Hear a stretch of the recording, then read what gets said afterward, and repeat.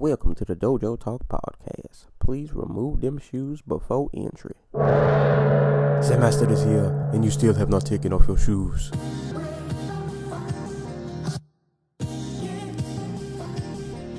Yeah.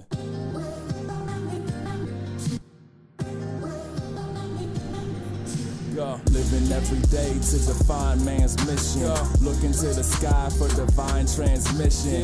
Deaf man's vision makes the blind man listen. Eyes on the prize, this is blind ambition. Thank you. Blind ambition. Lee Murray is unofficially the UFC lineal light heavyweight champion, by the way.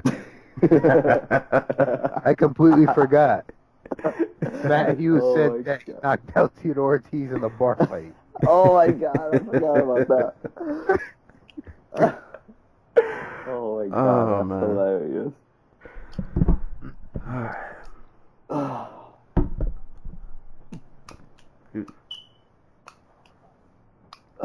Man. I wish all of that was on the podcast. I should have just started right there. You know, I feel like there's no intro. We're just gonna start. We're just gonna go right now. We're going right now. We're doing it live. Alright. Welcome to another edition of the Dojo Talk Podcast. We are on episode number 50. It's an awesome day. Rainy day on the East Coast where I'm at. Well, it's not too rainy, but it looks like it's about to rain. Special episode today. We have a guest for the first time. Well, his first time on the show. Please introduce yourself and let people know who you are. Hey guys, glad to be on the show. Big fan. Probably go by T Dot instead of my Tumblr name because my Tumblr name's too long. All right, that works. That works. I'ma still call you Stoges. So. Oh, okay. Actually, yeah, just call me Stoges. All right, there we go. I like that better. we're going with Stoges. Oh man, you guys missed a lot of good pre-record talk that I should throw it in there anyway. Honestly, we had a Lee Murray reference, an Affliction reference. I was gonna sneak it in at the beginning, but I wanted to ask Sensei something. Let's go. So you know I'm from Jersey, right? Yeah. And you know I'm all about the Jersey hip hop scene, right?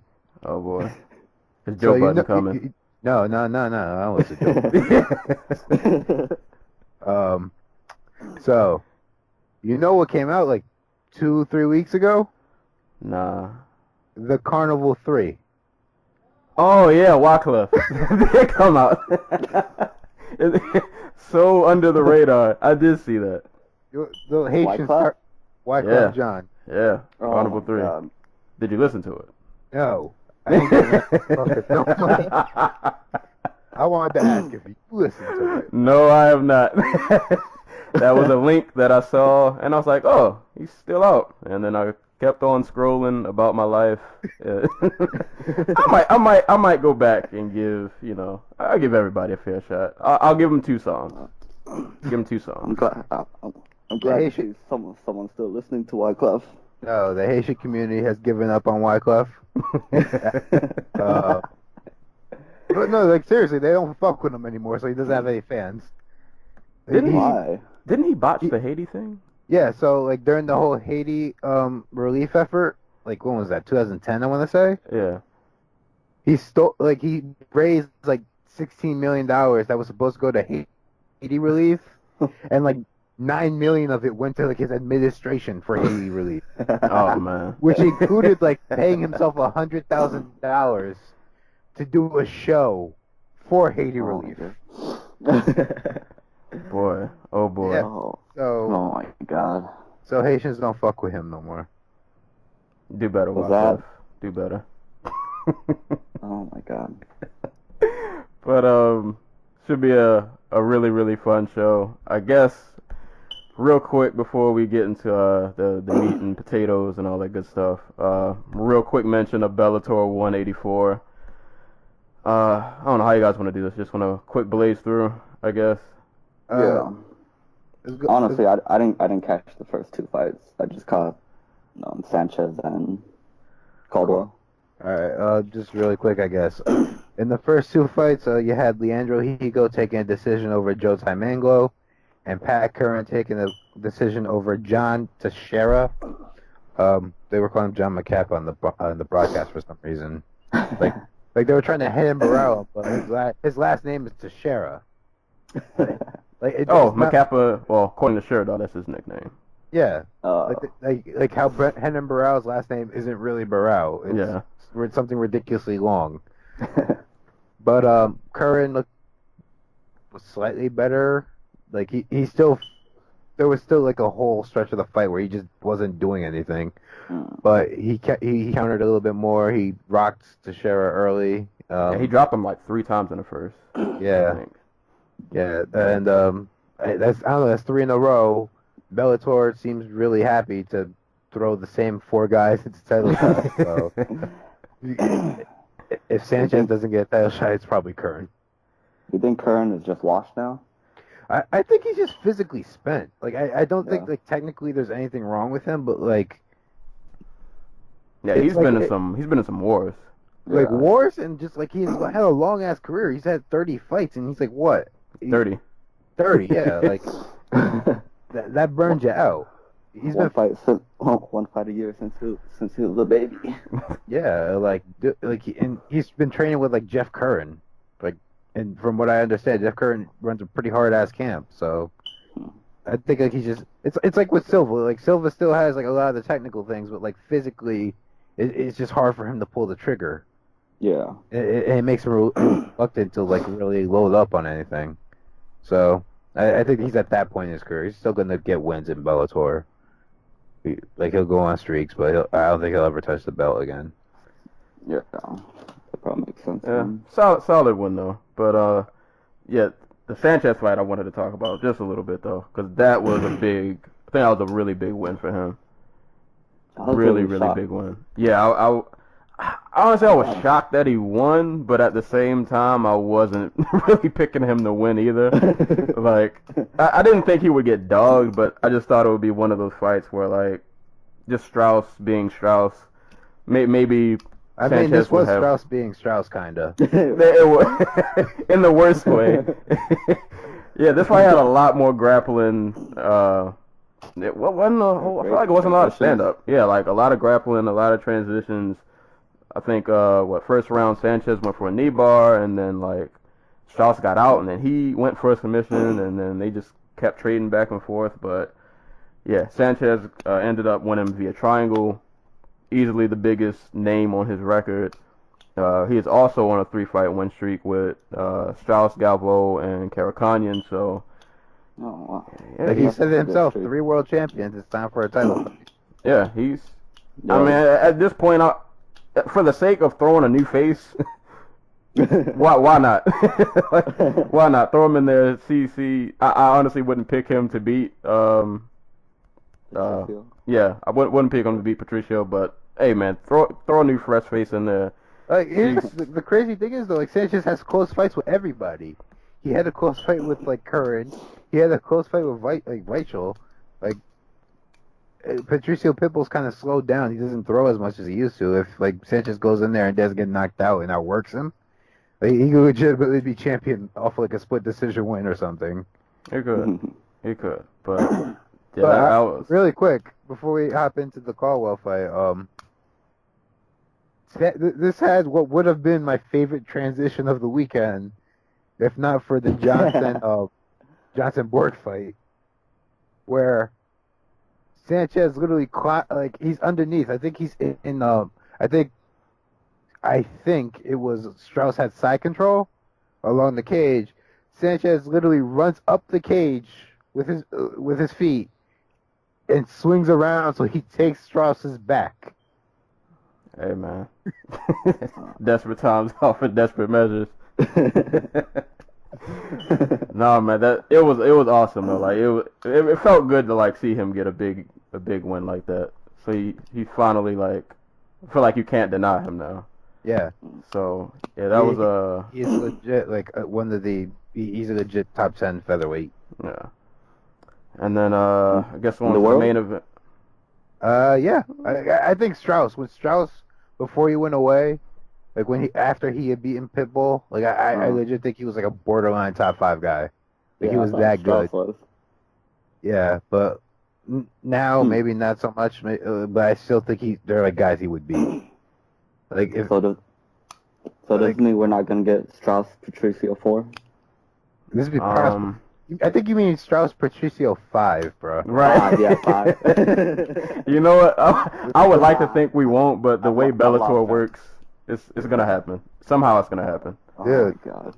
Best of 7. Right. Oh, but that was an awesome fight.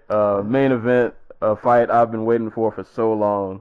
Darian Caldwell and Eduardo Dantas. I almost wish I would have rewatched this fight, but I didn't get a chance to.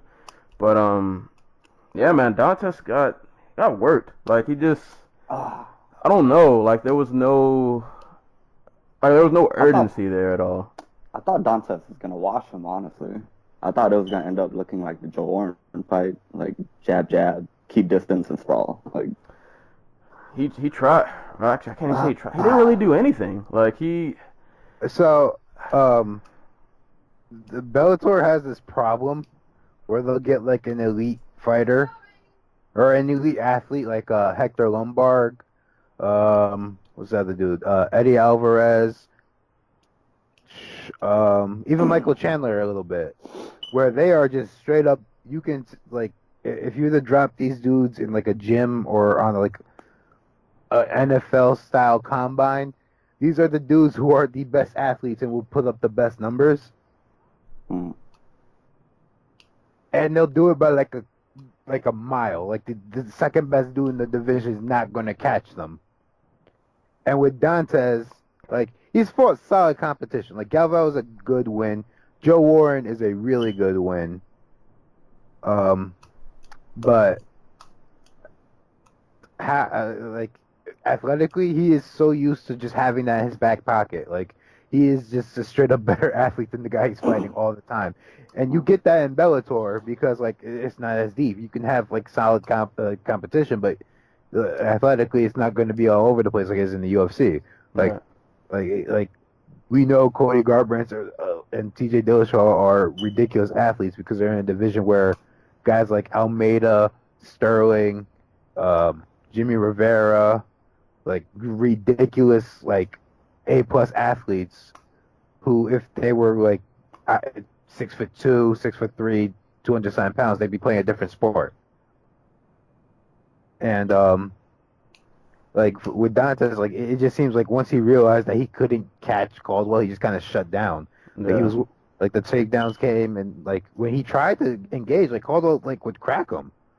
Like Caldwell would just not stop moving on the outside, and he was along the cage and just circling and just would pop the shit out of him. And he landed his signature suplex right on the head. Yeah, man. Caldwell's that dude's a beast, man. That guy's, if he gets a hold of you, it's a long night. But yeah, that was a really awesome win. I'm glad he's champ. I'm pretty sure that rematch is coming though. I'm pretty sure that rematch is coming. Who else is in that division right now? So like Bellator suffers from like their bantamweight division is actually okay, but like there's like 4 people in it. Yeah. Like I did read, because we mentioned it like last time. I didn't see who, but I think Michael McDonald does have a fight now. I think. Yeah, he's fighting in December. Yeah. Okay, so he'll probably Michael McDonald from Modesto. Right. He'll hopefully get up, in that mix when he gets in there. He's gonna take a break from posting really bizarre shit on Tumblr. I have no idea what I unfollowed him after like the first week of like following his Tumblr. Oh yeah, no. Like, and that was like 3 years ago, 4 years ago. I'm pretty sure he's a flat earther too. Like, oh no! Now I can't bring his name up anymore. What do you mean a flat earther? You mean a common sense person? Oh God. All you West Coast motherfuckers. Why is that? Oh God, that could be a whole nother tangent. I've been seeing that argument pop up so much more. I'm like, where did this start? Where did this come from? People are allowed to have a voice and can use the internet to say. Did you things. see before we go to the UFC? Did you see B.O.B. tried to do a GoFundMe to raise? I'm not. You see, with B.O.B., I'm not sure if he's for real or he's just like nobody knows. Like nobody cares who I am anymore. Oh no, he's dead serious. Like he tried to do a GoFundMe. He tried to do a GoFundMe to prove that the Earth was really flat. I don't know what the plan was, but he only raised like $1,000 or something like that. I haven't heard any word from it since, so I feel like he just pocketed $1,000 and he's just gonna quietly go away. But yeah, I don't know what happened with that. But yeah, the flat Earthers are everywhere. First album was so good. You know what? Ever since I found out he was a flat earther, I've never went back to listen to anything he's ever done. Like I disown him. Like I act like I was never a fan. Like I don't have like 3 of his mixtapes. But I mean, shout outs to Bellator 184. It was a pretty solid card. Can't really mention any of the prelims. Oh, Cazzola lost. Yeah. Kerry Tip Banks just like ragdolled him. Oh. So. But main card was pretty solid though. So shout outs to Caldwell. Shout outs to Sanchez. And Bellator 185, Gegard Mousasi, Alexander Shlemenko. It's gonna be great. They should just throw Gegard the belt right now, just to get it over with. Whoa! And pass up Alessio Sakara? Are you kidding me? Oh god! Hold on, did Shlemenko? Did he ever lose? Oh no, he lost to Halsey, right? He lost to Halsey. I don't think he ever got a rematch because he got suspended. Okay. And then and then they reversed his suspension. So now he just fights in M1 and Bellator. Okay. I was trying to remember how that all panned out. Bellator was weird. I mean, when you don't own the market, you kind of have to make concessions. So. Yeah. I'm a big Bellator guy. I support 100%. I mean, I'm here for it. As I've stated before, if you guys ever get a chance to go to a theater and watch a Bellator fight in the theater, I promise you, it'll be worth it. Yeah. I do not regret watching Fedor and Matt Mitrione double KO each other in a movie theater. That was like, such a weird card. Like Bellator is MMA without like the UFC's like glossiness, I guess. Right. Yeah. Like, you'll get elite fights, but like most of the time, it's just like old dudes like trying to prove that they still have it. Oh man, but I guess we'll move on to UFC 216, which took place last night. Pretty anticipated fight, lots of trash talk leading up to this, and I guess we'll just start from the top. Tony Ferguson and Kevin Lee. Now that I think about it, I have a lot of side rants. Now that this card completely played out, it would have been so much better if Mighty Mouse would have headlined this card because of the way that fight ended. But I feel like that's another story. But anywho, I'll say for Kevin Lee, even though he didn't win, I won't say I'm a fan, but I'll say I won't question him anymore. Because like he was one of those dudes who, when he first started getting buzz, I just felt like I didn't really see what everybody else saw. But after this fight, and not that I think, he's like a world beater or anything like that, but dude is game. I can't take that away from him, even though he did kind of fade out. But like when the fight first started, he caught Tony with some pretty good shots, even though Tony just has a chin that's made of, I don't know what's behind this dude's like small mustache, but I don't know, man. This dude, he can eat a shot, but I mean, Lee was taking it to him and definitely did work with the takedowns. But I feel like with Tony, almost like in a similar effect to like Max Holloway, where it's like the longer the fight goes, the more danger you're in, because like he just doesn't get tired, and it just seems like the longer the fight goes, the more he's just willing to throw down, and like eventually he's just gonna turn the tide. And I mean, Lee did a lot of things I thought right. Like he got takedowns. He had some nasty ground and pound in that first round. and like he looked like he was on his way. I guess you could say to kind of pull an upset. Like he was doing pretty good, and then it was right around like halfway through the second round when Ferguson hit him with like a standing elbow, and I was like, oh yeah, it's over. When Tony starts doing those like wild moves and they start connecting, the end is near. Like the end is near. I thought when Tony was standing up between rounds 2 and 3 and talking shit to Lee. Well, he was. I love that. He was like, he was like, this is my mat, not yours. that right there, that was like, oh wow, Tony got like, it. This dude is a psychopath. Like, there's some people on Earth that are just different from the rest of us, and he's one of those people. Like he's not cut from the same cloth as everybody else. This guy's on another plane. But yeah, I think it just came down to. I think Lee just, to me, it looked like he just kind of gassed out. And once he started to get tired, like, Tony's just a workhorse. And even when Lee started getting takedowns, like, Tony's active off of his back. So even when you're on the ground, it's not like you can just lay there and think you're safe, as we found out.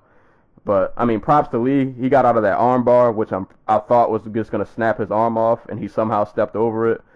But, yeah, he ends up getting caught in a triangle.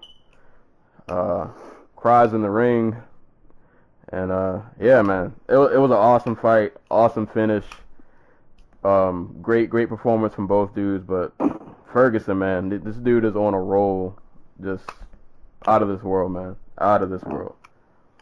Is Tony a top 10 lightweight of all time already? Yeah. Yeah. I like to joke that like McGregor is what you call it, like he visualizes things and he makes them happen. Like he bends reality to his will. That's how we got the Mayweather fight. Like Ferguson's like that too. He just like. Have either one of you seen like videos of him like doing like strength and conditioning training? Dude, he does like anime workouts. Like yes! they're not even. They're not real. Like the way he does them, it's like he should be like Anthony Pettis. Like he should just be falling apart at the seams. Yeah, this dude. But somehow it works. Like nothing he does should work, but it does. And that's really, like, and this fight's like a perfect example. It's 2017. Who wins a title fight in 2017 with a triangle from the guard? Fucking Tony Ferguson, that's who. Right, that's who does it. You can tell though, one man. other person who's done that, Silva. And he had the guy who fought like it was still like 2003 or something. Lee, it looked like Lee kind of gave it to him, though, man. Like, when he was in guard, it just looked like he was so exhausted. Yeah. Like, he was just laying there trying to just hold on and just trying to survive. And, yeah, man. Like, so much of Lee's game is just, like, physically overwhelming, like, his opponent. Like, we saw it against Trinaldo. We saw it against Chiesa. We saw it against Mustafayev. Even when he has like close fights, like you go all the way back to like his second or third fight in the UFC where he's fighting like Jesse Ronson, like he's still overwhelming Ronson, but Ronson's giving him trouble just because he's able to like to compete with him.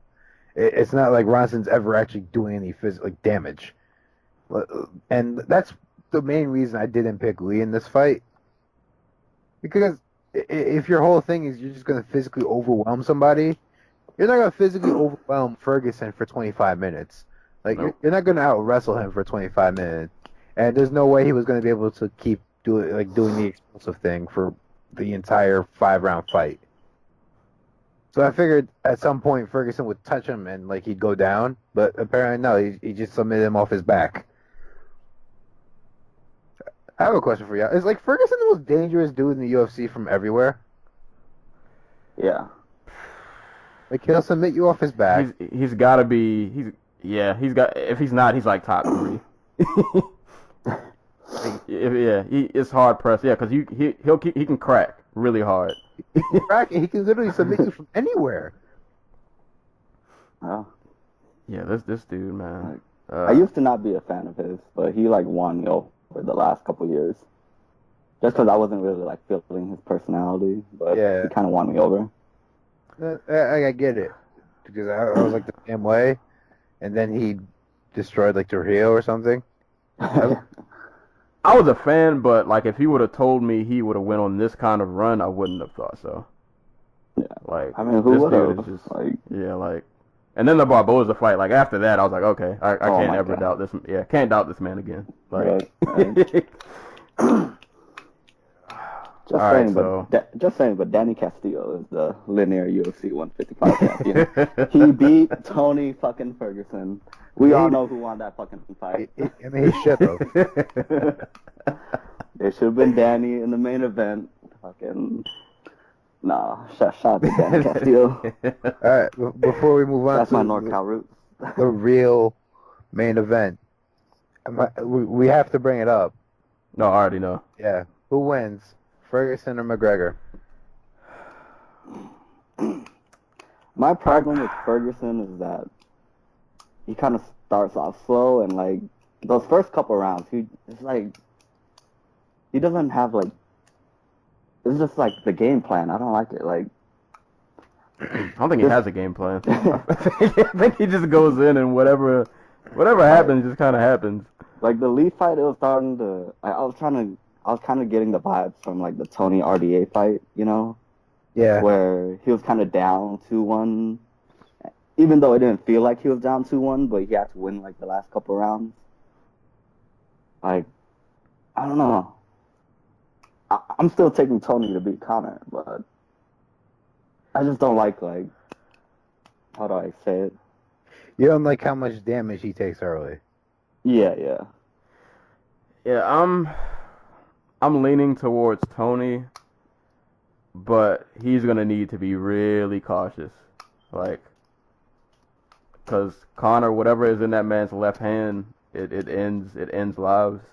And I know Tony does have a really good chin, but that's not the man you want to test your chin out on, because Conor is extremely accurate, and normally when he does land, like he's just really effective with his striking.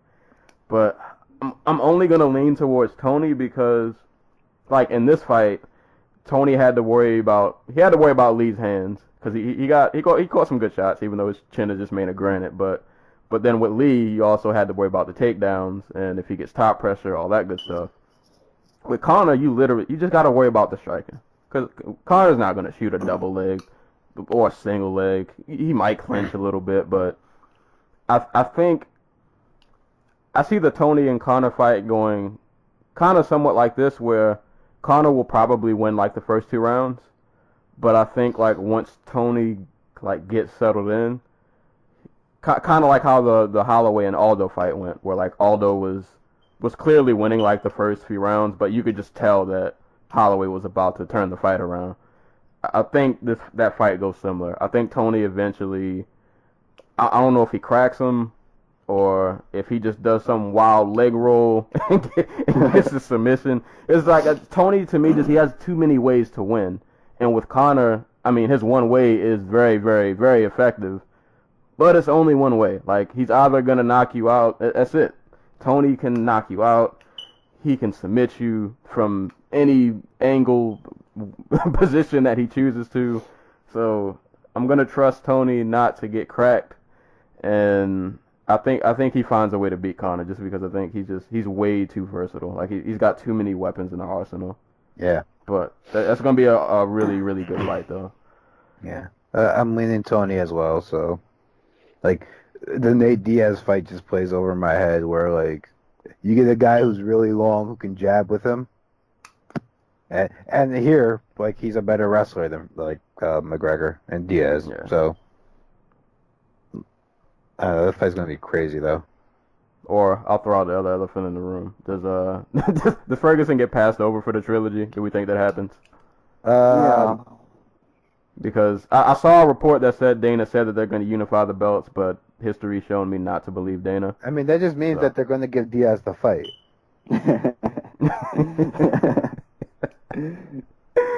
Cause, and I don't know. I wouldn't be mad at if they do the trilogy and Nate won, a Nate Ferguson fight would be awesome. But I don't know. I got this feeling that Ferguson's still not gonna get the title shot. I hope I'm wrong. I think the only way they convince Conor to take the Ferguson fight is if they say if he beats him, they will give him the GSP fight. I think that might be the only way they do it. Interesting. It could happen. I don't know. And that fight could be for the middleweight title. Oh, Jesus fucking Christ.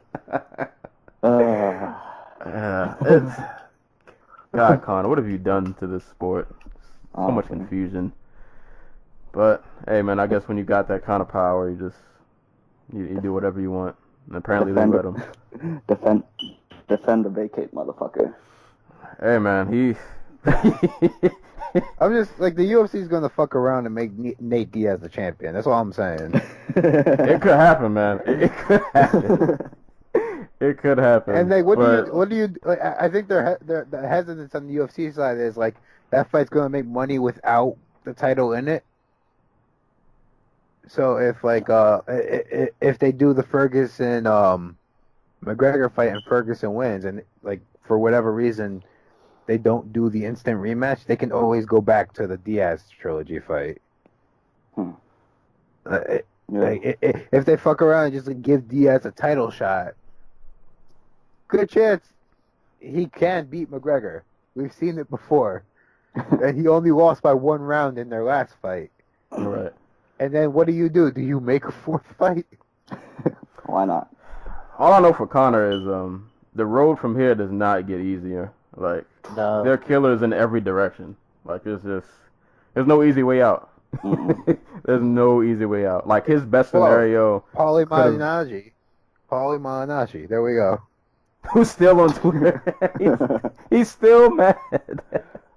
No, he's not mad, but...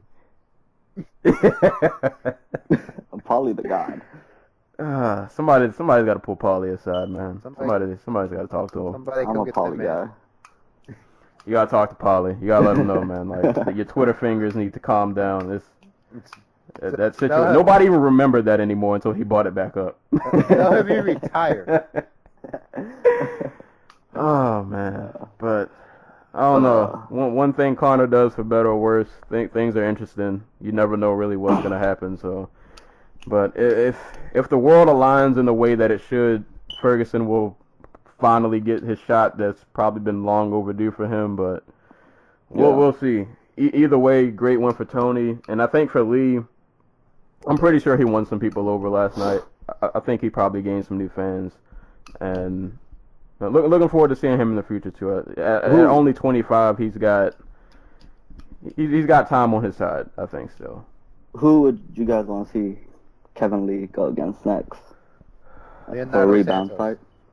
Leonardo Santos. Ooh. The guy who knocked him out. Yeah. Actually, let me pull up the rankings real quick. Because Lee was, what, 7th? Santos is like he's on a streak right now, isn't he? He hasn't lost in the UFC. They just won't give him a fight. He's like 5-0 or something. Yeah, he's 5-0, and they refuse to give him a ranked opponent. Like they tried to have him fight like what was it?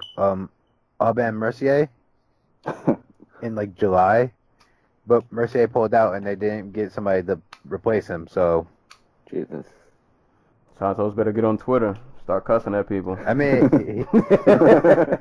that's the thing now, man. Your Twitter fingers need to be strong.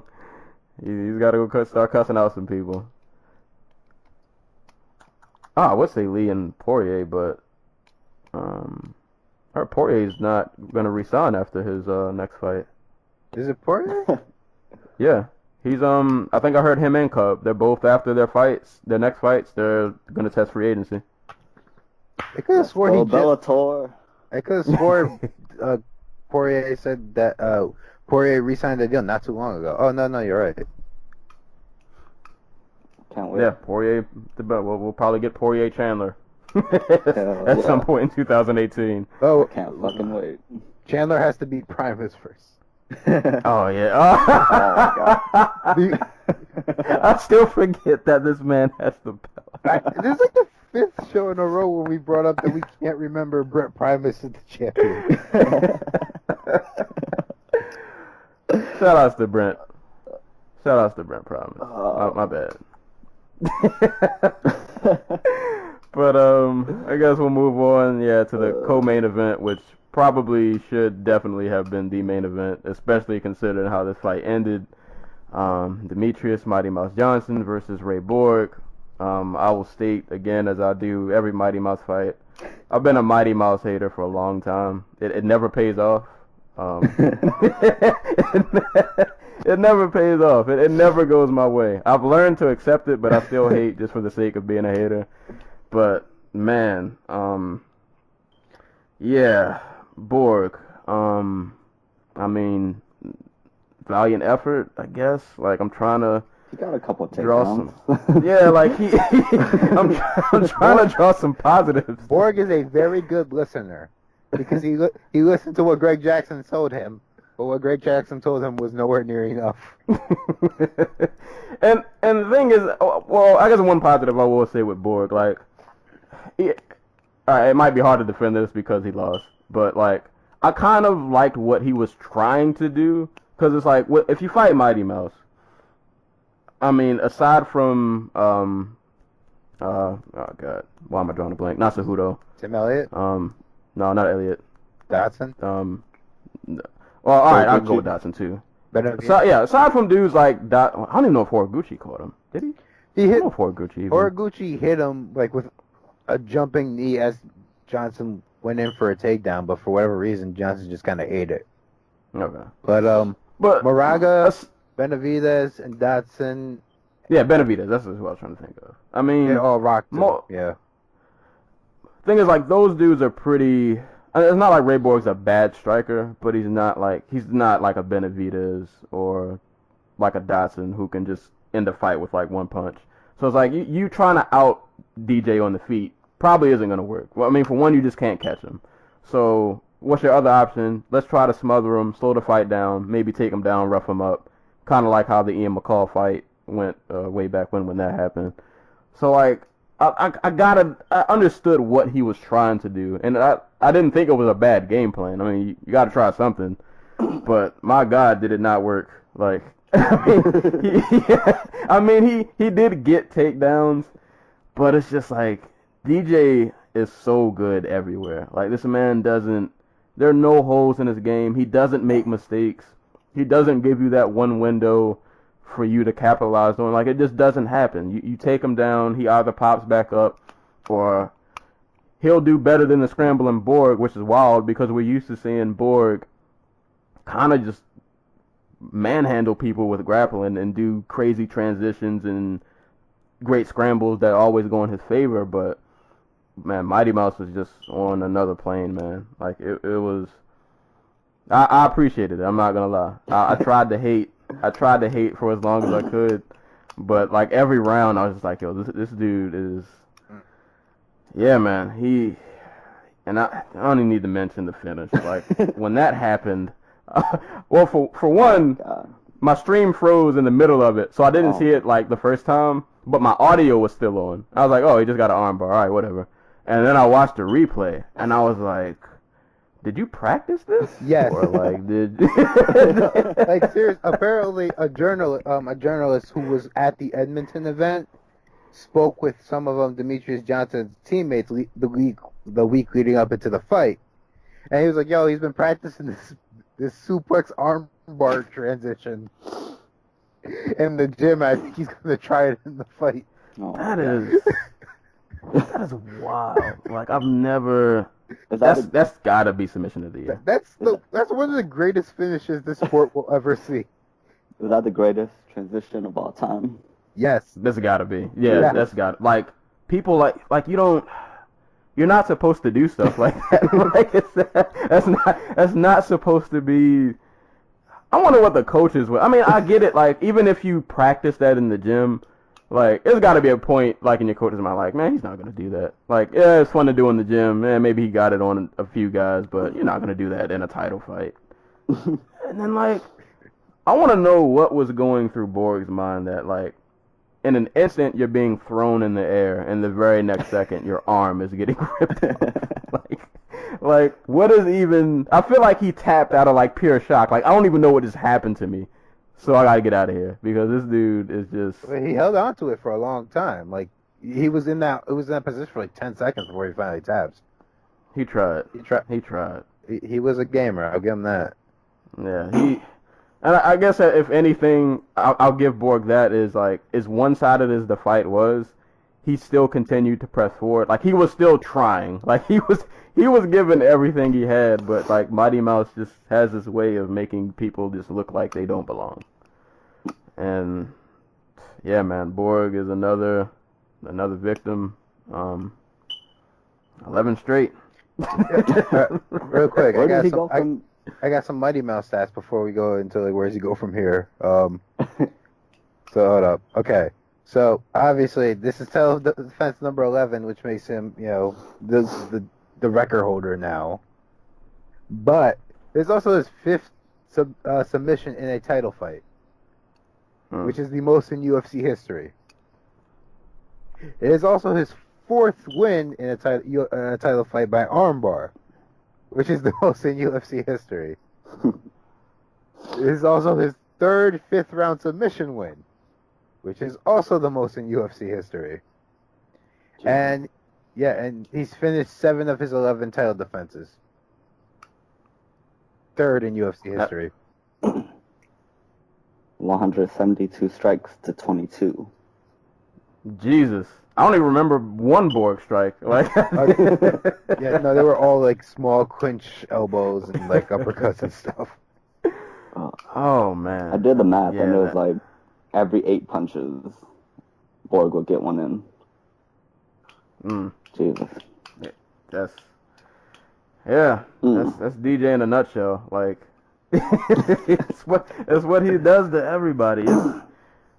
It's, as much as I hate, it's crazy to watch. Like, it's always the hater in me is like, all right, somebody's gonna crack the code one day. Somebody's gonna figure this out. And no, it. Whew. I mean, I guess next. I forgot that Cejudo and Pettis, is that a thing? I can't remember. Yeah, it's in this 218. Okay. Yeah, so I mean, yeah, I'm pretty sure the winner of that probably is getting the next shot. I'm praying that Cejudo wins that fight because, I mean, don't get me wrong, I like Pettis, but there's nothing about Pettis that shows me he's ready for DJ. I mean, if he beats Cejudo, though, I don't know. I mean, yeah, that is true. If he can get past Cejudo in an impressive fashion, then I don't know. And I mean, even for Cejudo, as great as he did look in the Hayes fight, everybody looks great when they're not fighting DJ. And like, that's been the story. Like, everybody looks great when they're not fighting DJ, and then when they fight DJ, it just. Yeah, that happens. You get thrown in the air and you get armbarred. All right, so I guess I'll throw this out there. Is DJ the GOAT? Is this official? Or yes. I'll say that I'm not a Mighty Mouse hater, but I always had him like in my top 10 greatest of all time, but I never had him like in the top 4, I'd say. But do steroids matter? Like, do steroids matter when we talk about the I GOAT? wish they didn't, because Jones would be one. Yeah, Jones. I would still throw Jones at is one. the GOAT if steroids don't matter. But they probably do. They do? They probably do. If they do, then like it kind of has to be DJ, doesn't it? Because Silva got caught, Jones got caught, GSP left before like steroid testing was like any type of hard. It was kind of a joke. And Fedor fought in Japan, where they test you for weed and nothing else. So, So what are you trying to say? You're trying to disrespect the god? I'm just saying, if steroids matter, DJ's had a pretty damn tough go of it. All right, let's all right, just for the sake of the argument, let's say, all right, steroids don't matter. We're gonna take everybody's record for what it is, and we're gonna throw steroids out the window. All right. I don't know if I give him greatest. It's kind of weird though. It's probably gonna be so contradictory. Like I think DJ is probably the most complete fighter ever. But I can't say he's the greatest fighter ever. But I feel like that's like super contradictory and probably a hater of me to say. No, it makes sense. It makes sense. Like, but he is a way more complete fighter than Silva. Yeah. Because before I would have said GSP was the most complete fighter, but I think DJ definitely has that beat now. But I think the thing for me with like GOAT arguments is when I do GOAT arguments, I have to be really, really picky because I have to find just little things that separate one person from the next.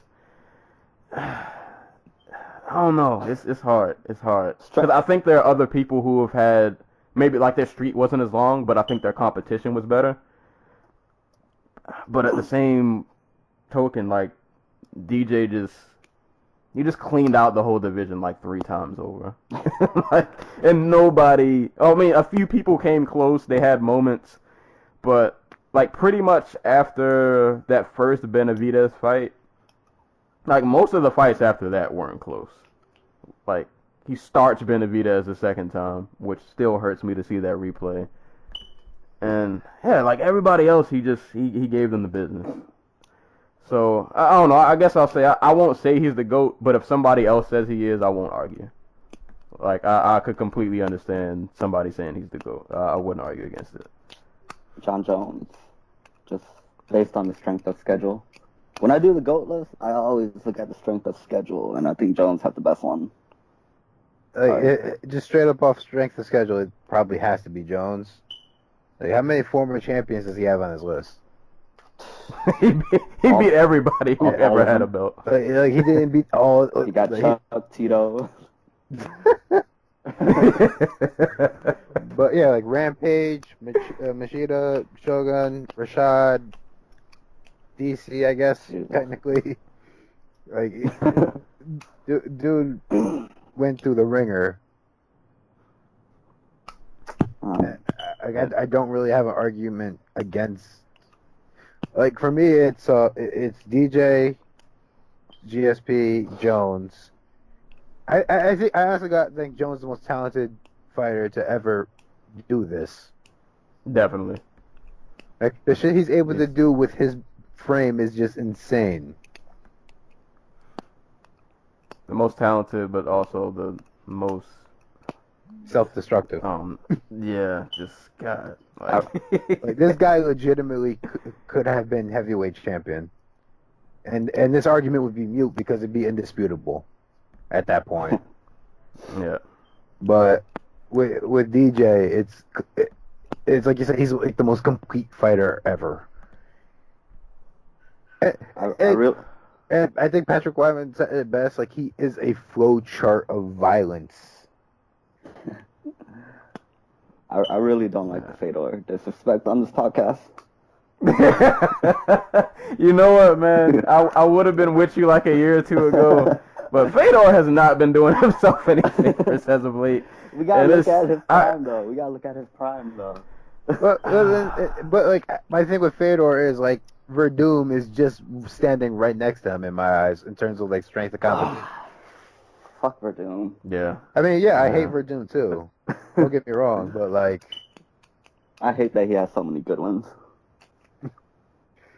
It's so hard to parse, I guess.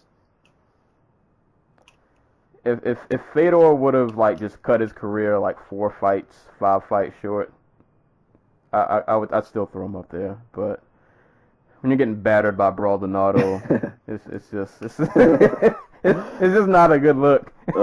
This is not a good look. But I mean, he's still like top. He's still like top. Don't say it.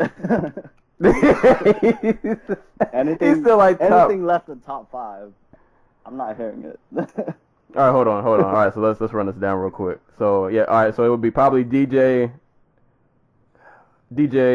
GSP. Oh no, steroids do steroids don't count. So Jones, DJ, GSP, Silva, Fedor. Silva at 4, Fedor at 5.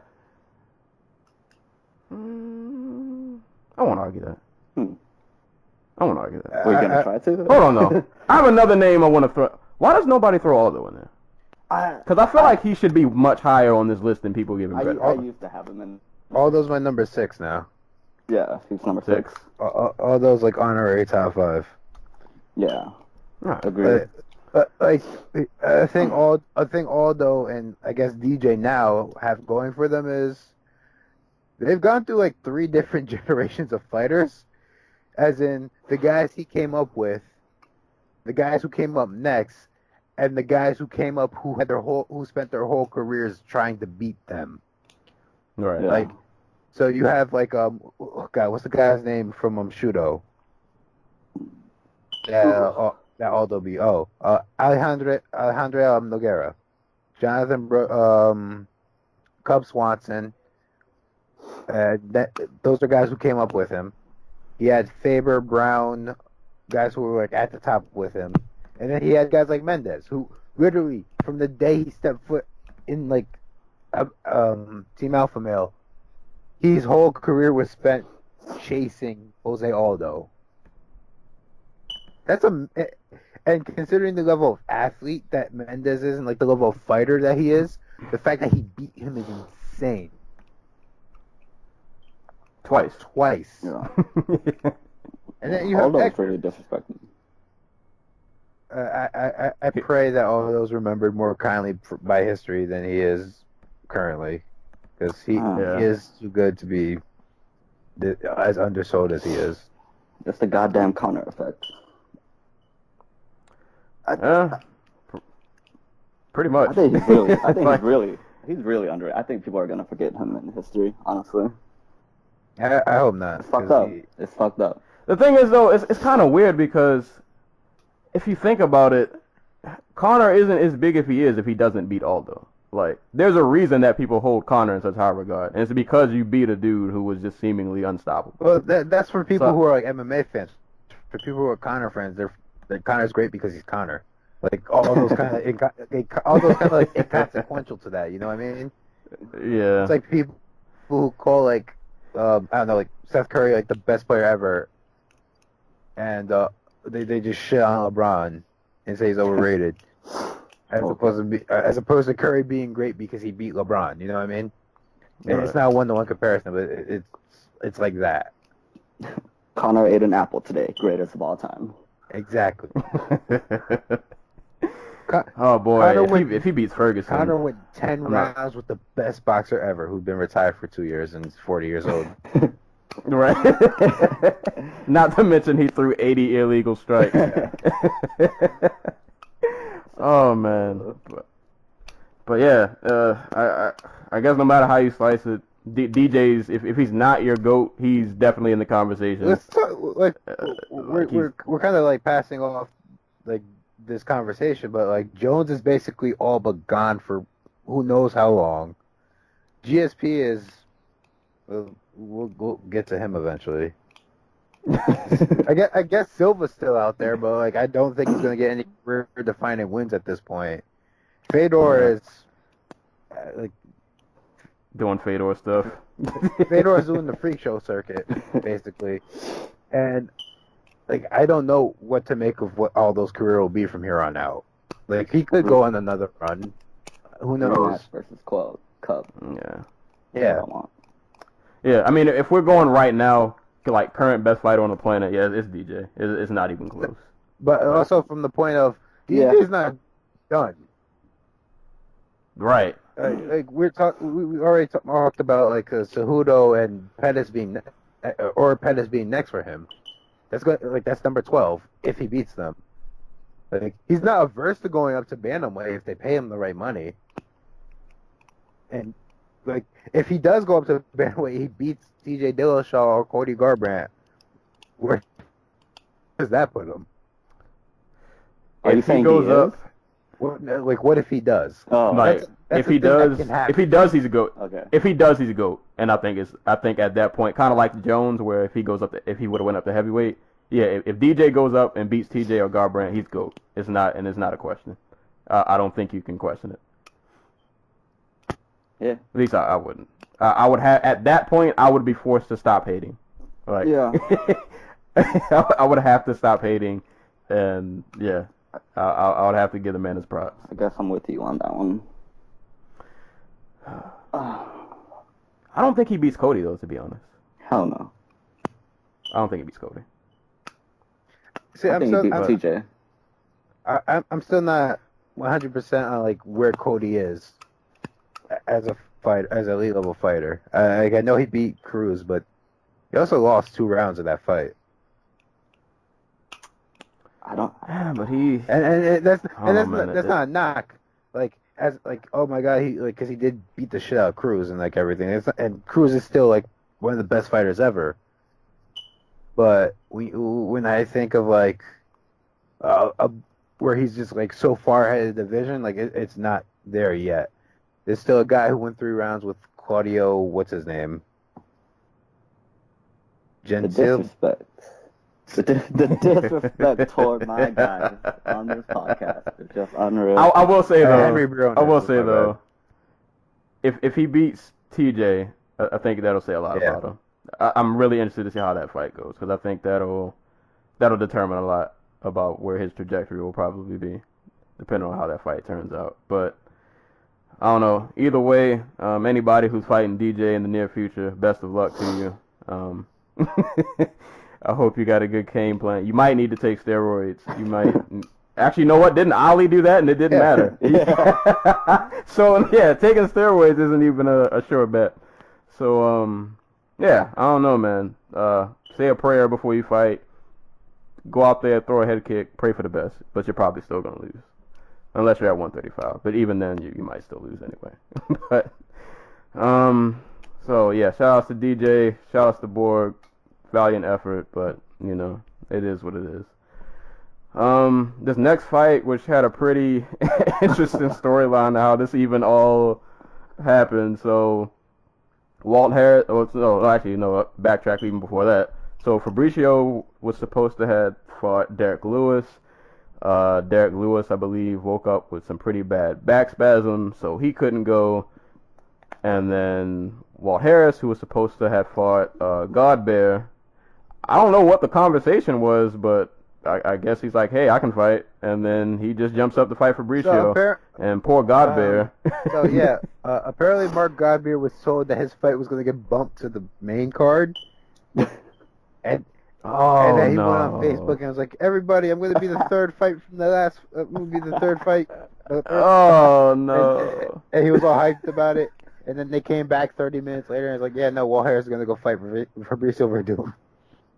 Oh, man. That is... Yeah, It's sad. like a kid going to the toy store and not getting a toy.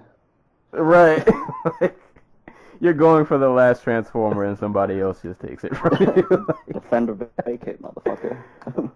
And he's got to be pissed, like, if he watched that fight and seeing, like, oh, so this guy got a chance to fight. I mean, you can't be mad at Walt. I mean, who wouldn't take that shot? I mean, somebody in Walt's position, it's going to take you forever to get to a spot where you can fight Fabricio. So, I mean, if you got the chance, why not just take the shot at a moment's notice? But I guess the only thing that... Oh, good. What was you going to say? Can I just say before we get into the fight, I wanted Walt Harris to win to, like, kind of upset Verdum and kind of revenge the entire LGBTQ community. Oh, I was ready for the upset. I was ready for chaos. And the only thing that, like, I was mad about, I mean, I wasn't surprised that it went the way it did, but I was hoping, like, well, maybe Walt can just catch him one good right hand and just kind of starch him. Even if he doesn't win, like, he'll have a shining moment.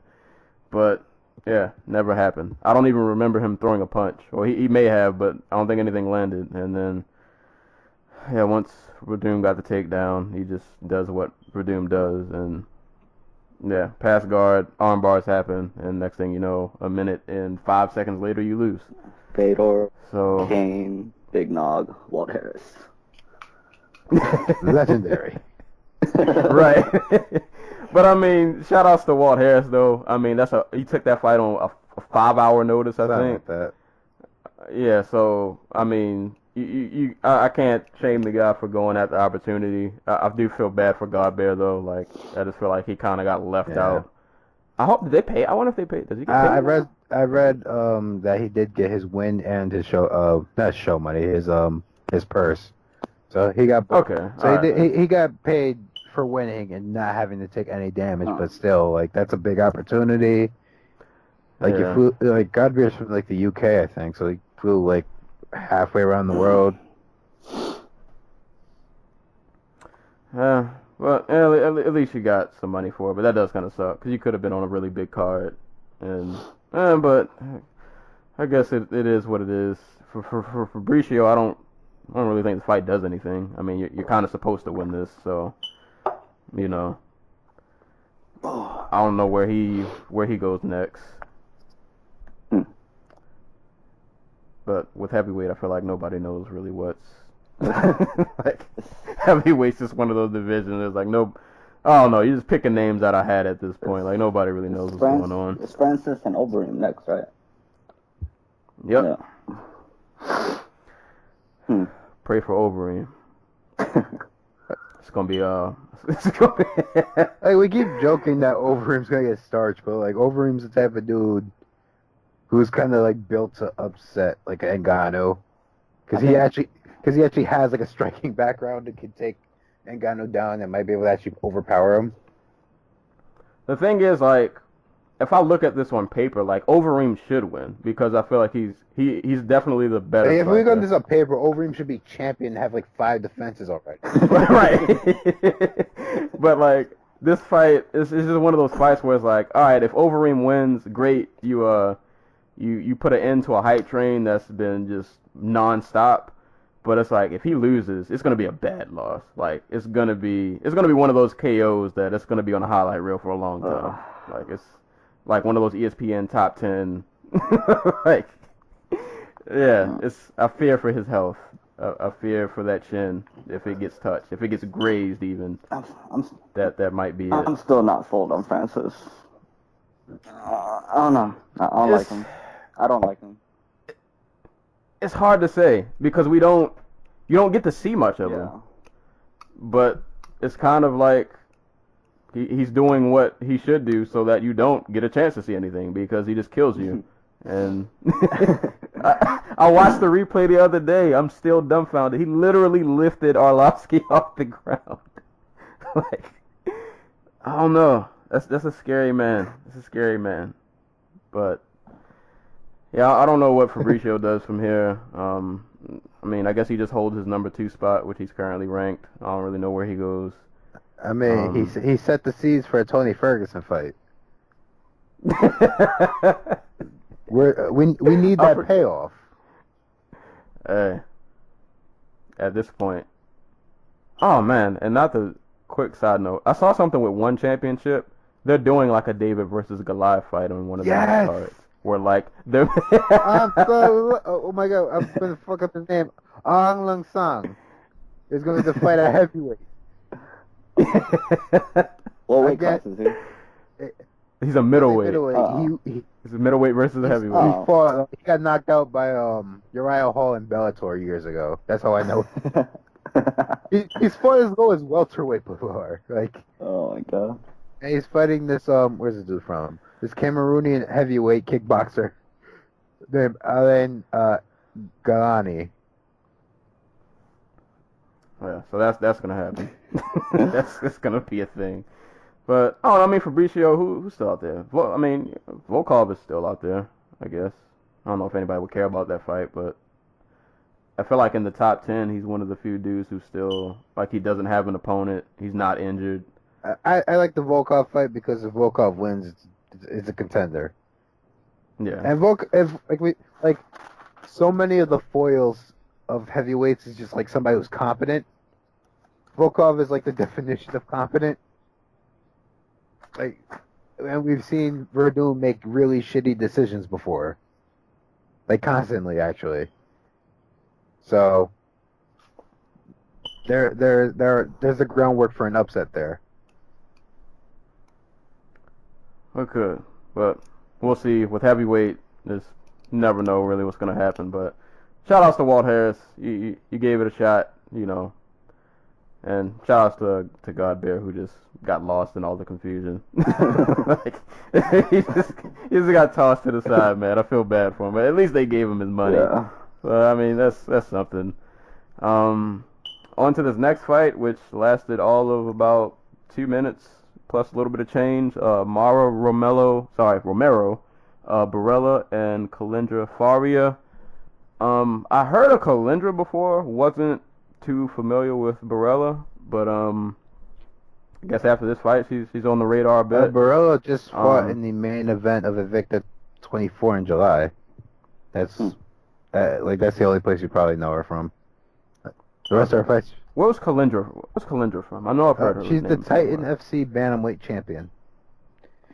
She also fought Jag for the WSOF strawweight title, and she fought Karolina Kowalkiewicz in KSW in what was one of the fights of the year that year, actually. It was actually a really good fight. Okay.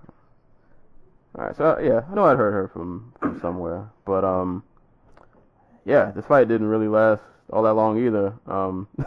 They stood on their feet for a little, and it looked like Kalindra was like in the middle of some kind of combo she was trying to throw, and I think she got caught with a double leg. And I can't remember like the transition to how the submission happened. I just know that rear naked choke was in as tight as a rear naked choke could possibly be in. Like that, it looked kind of painful, and yeah, that was about it. And then Barella proceeded to do 30 Spartan yells after she won. she was screaming all over the cage. But I mean, and also I guess big thing to note. Hold on, this wasn't the first. Was this the first flyweight? No, Valerie Letourneau and Joanne Calderwood happened. Oh yeah, Calderwood was. But good to see the flyweight division nonetheless. This was long overdue, so I'm glad they finally do have. And it seems like all the flyweights so far. I mean, it's only been 4, but like there's good talent there, and there's probably much more talent in the future. So shout outs to her. I don't really have much else to say about the fight because it didn't really go that long. I was super surprised. Like, Furry is like a good fighter, like a really good fighter, and to see her get like bullied on the ground by this Italian woman who I've only seen fight once was really surprised. It was really impressive. Oh man. I think this kind of points to something bigger in that there is a lot of talent out there globally for women. Like there's not a lot of like concentrated like this deep lightweight-esque pool of talent, but like the point is the U.S. doesn't have a stranglehold on all the talent. This isn't like in boxing where America has like 15 world champions or something. Like neither one of the current champions are Americans.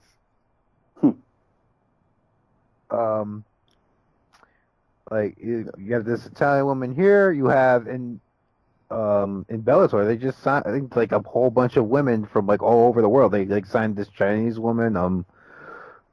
Her name escapes me right now. Na Liang. They signed this Turkish kickboxer Sabriye Sengul. Like this woman from Puerto Rico, Amanda Serrano, 5-6 division champion in boxing, is about to make the jump to MMA. They're pushing this Russian woman, Anastasia Yankova. Like there's so much talent globally, in part because like other places on the planet have been developing, have better infrastructure for women's combat sports. So we're seeing like this weird thing where like champions are like just going to come from all over the place and contenders. Like I can't wait for like what's her name, Rodriguez, the woman who fought on like the last Invicta card. Karina Rodriguez, I think her name is. I think I missed Yeah, it. yeah. Karina Rodriguez, she's a flyweight out of Mexico. Like, I can't wait for her to get her shot. So, Alejandra Lara also got signed to Bellator. She's from Colombia. Sabina Masso from Colombia. Like, we're gonna see talent come from like all over the place. It's gonna be fun.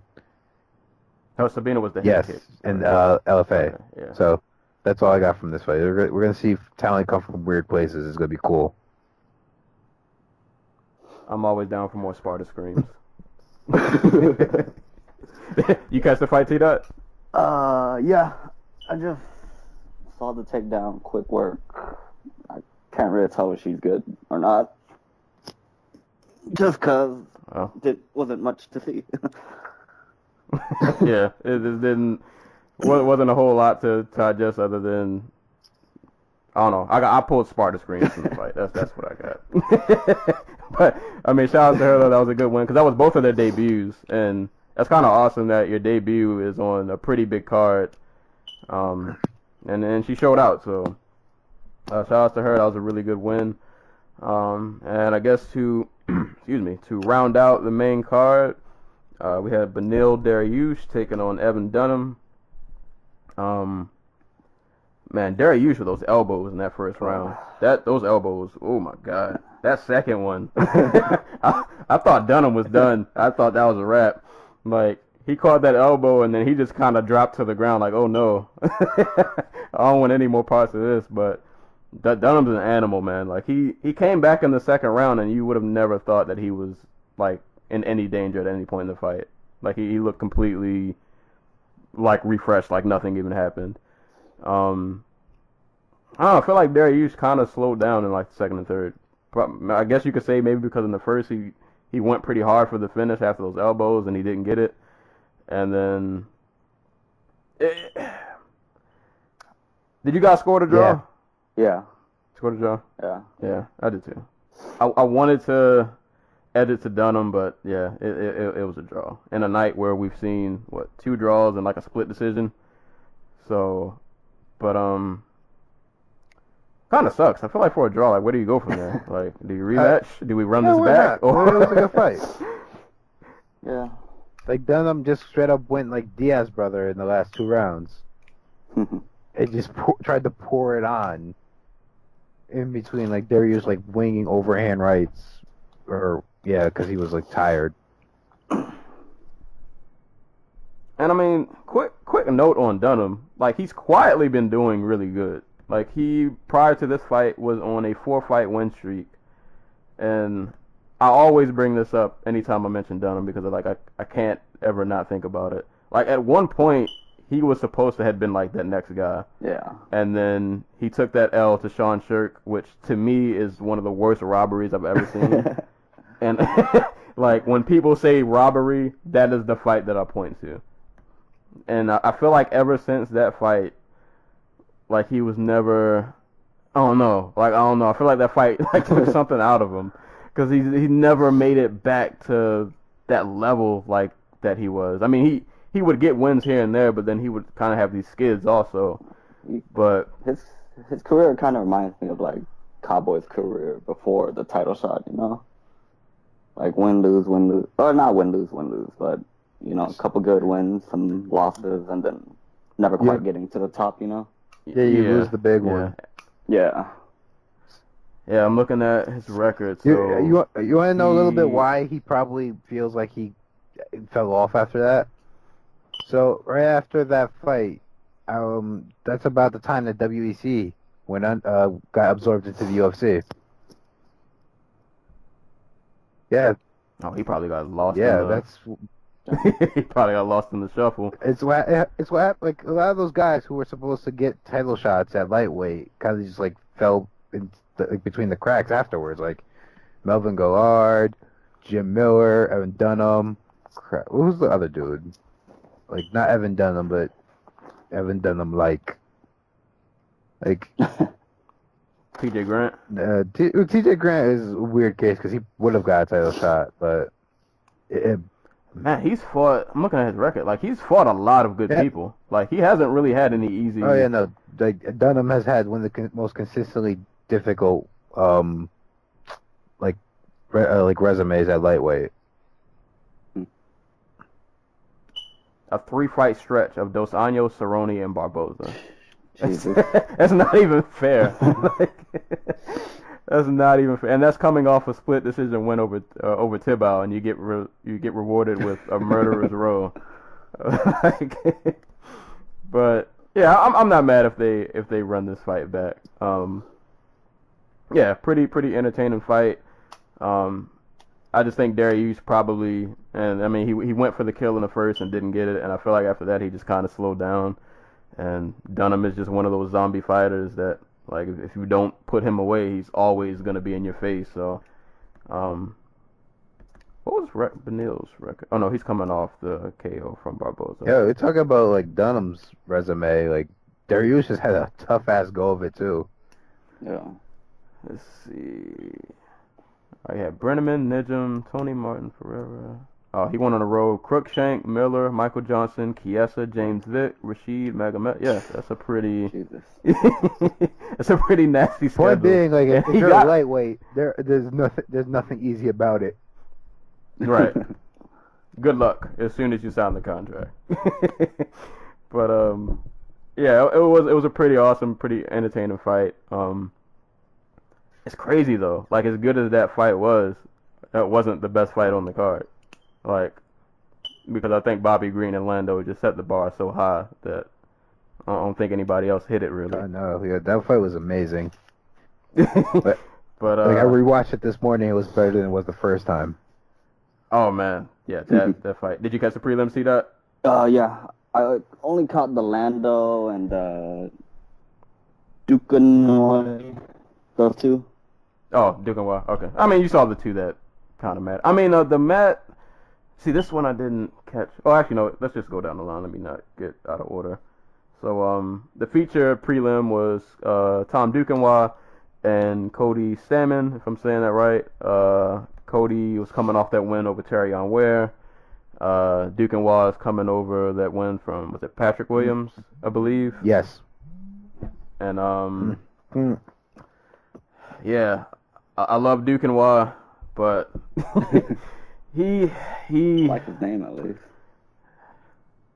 yeah, man. I mean, the dude, the guy's like the walking personification of violence. But I feel like in this fight, he was a bit more measured than I've seen before, which I don't think is a bad thing, because in the Patrick fight, like he got cracked in that first round, and he was kind of like, he took a lot of unnecessary damage in that fight, which they mentioned during his training camp that, like, they put a lot of emphasis on defense so that he wouldn't take so much damage. But it just seemed like his volume wasn't there. And then Cody, of course, can work the takedowns. And then I knew Dukenwa was in trouble when Cody was starting to get the better of him on the feet. And when Cody starts cracking and he can do takedowns, Dukenwa it just seemed like he was kind of stuck. Like, it was no other, he had no other out. He literally just stopped fighting in the third round. Yeah, like, there was nothing else there, and Cody just kind of worked him. So, I mean, great win for Cody, because Dukenwa had a lot of hype coming behind him. So Cody just kind of shut that down, and he moves up that prospect, ranking. And I guess for Dukenwa, it's kind of back to the drawing board. Yeah. Shitty night from Mike Jackson fighters. I'm sorry, Jackson Winklejohn fighters, I should say. Oh, yeah. Like, Venata kind of screws himself out of a win. Dukenwa loses. Borg gets Demetrious Johnson. Yeah, not a good night. I feel like Greg Jackson has been falling off for a little bit. Like, they didn't have a champion for a while. And then... Oh, do they have a champion right? They don't have a champion right now, right? I mean, have the UFC officially stripped John Jones yet? Yeah. Right? Yeah. So now that they're without champion. Apparently, GSP is doing his camp with them, or at least partially with them. So there's that. We'll see how that works out. This thing's gonna watch him. Saying it right now. I'm not gonna lie. when I was watching the stream, like after the pay-per-view ended, they showed the trailer for that fight, and I'm mad that I got excited. Like I let myself get it. They're really good at crafting a narrative for this. Man, the trailer was awesome. Like I can't lie, the trailer was awesome. But I was like, fuck that. That fight worries me. And I should be I should be ecstatic for this fight because like these are two of my favorite fighters ever. But there's something about this fight that it doesn't sit right. Like I don't know. It's weird. It's just really weird. But yeah, GSP might get. I ain't gonna say he's gonna get starched. I won't go that far. I'm saying it. But there's a very good chance Michael Bisping knocks out GSP. I know. Guarantee it. That's right the scary now. part. And if you had said that in 2013, people would have looked at you like you were crazy. Man, change. yeah, that they definitely have.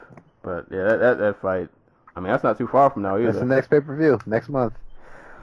Lord, I'm gonna have to mentally prepare for that fight. Are we gonna talk about that? No matter. Oh yeah. On this oh, yeah. one? I have to. I have so much emotionally invested in that fight that like I have to talk about it. Because no matter who wins, I'm gonna be hurt. Probably won't get some today though. Oh yeah. I've been a Bisping guy since like the beginning. Like me, like. So I got another. All my friends hate on Bisping, and I'm like the only guy, and like I'm in the same boat. 6 years of like just nothing, and finally getting his chance. Like I just felt so validated by Bisping. Yeah, I'm in the same boat. I have to defend Bisping every day. It gets harder and harder, but I still do it. It's a job. Somebody has to do it. So I will defend Bisping until that belt is taken away. Which is never. Which is never.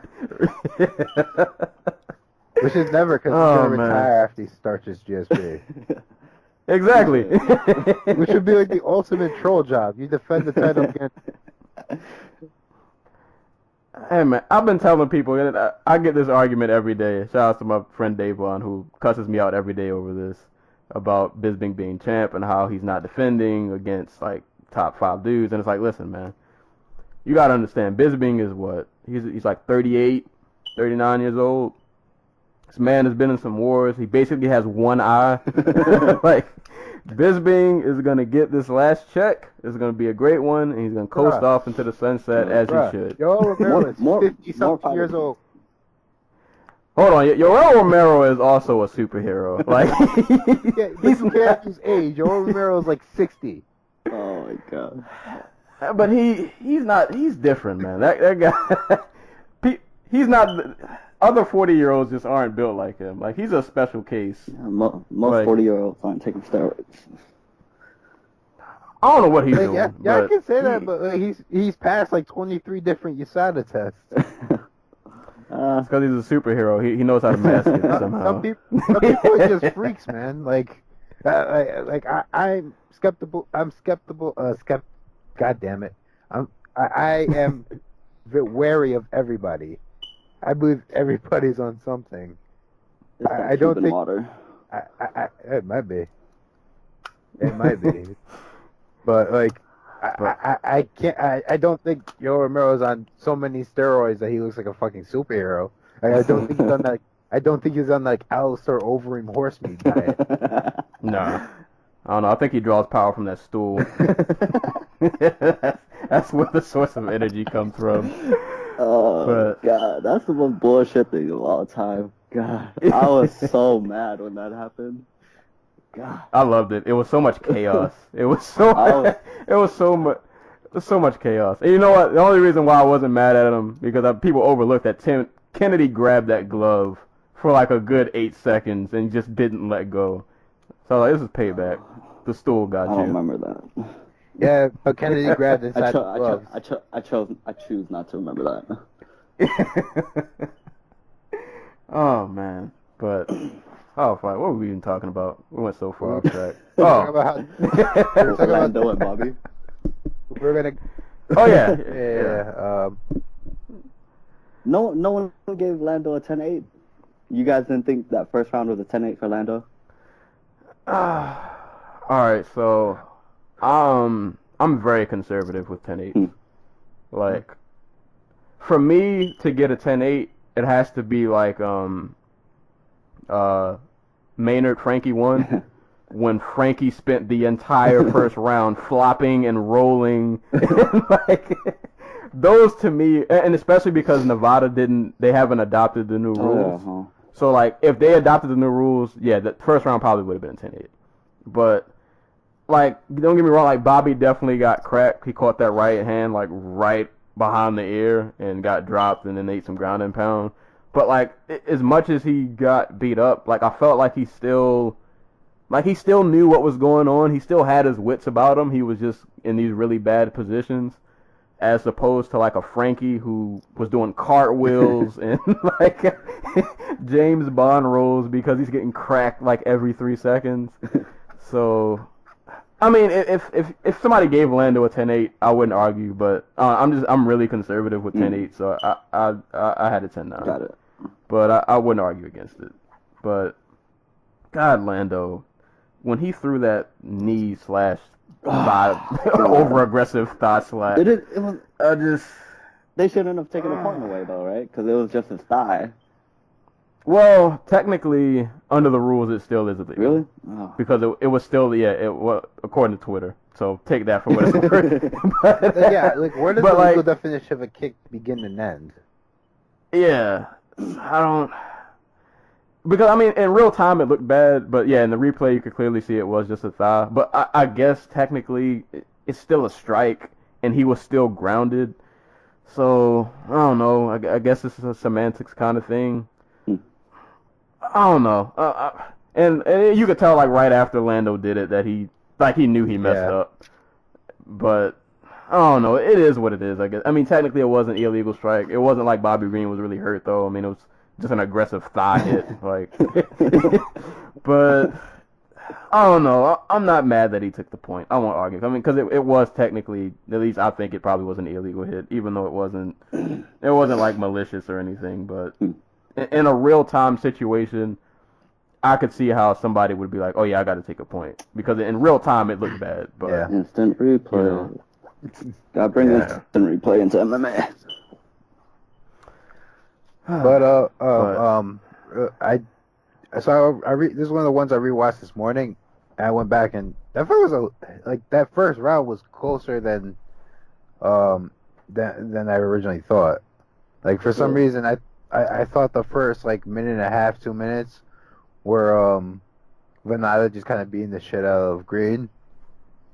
And for a good amount of time, it was literally Green just like clinching and landing like short elbows and knees on the inside.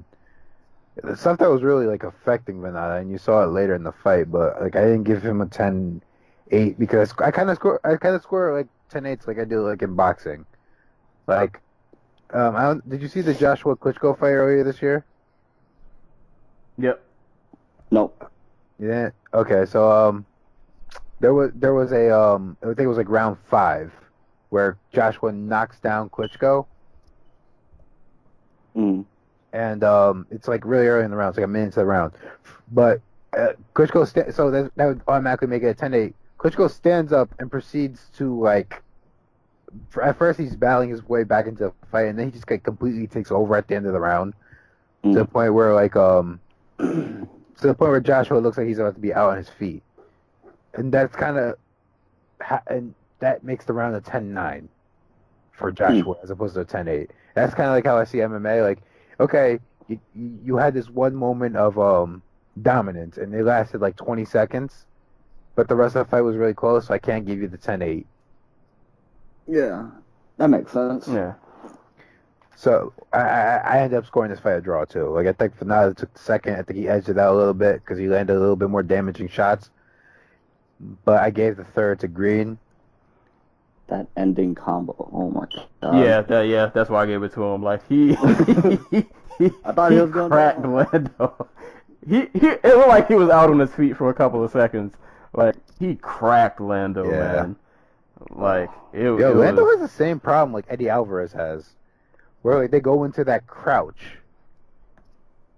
Like anytime they're about to do something, they crouch. And if you can get a read on that, you can crack them really hard. Or you can jab them in the face, continue like Bobby Green did. Yep. Huh. I never noticed that. And Bobby, man, speaking of like strength of schedule, like his last 3 fights were Rashid Magomedov, Dustin Poirier, and Edson Barboza. So he's on a 3-fight losing streak, and now he has a draw. And then even before that, his previous fights were Josh Thompson and Pat Haley. Yeah.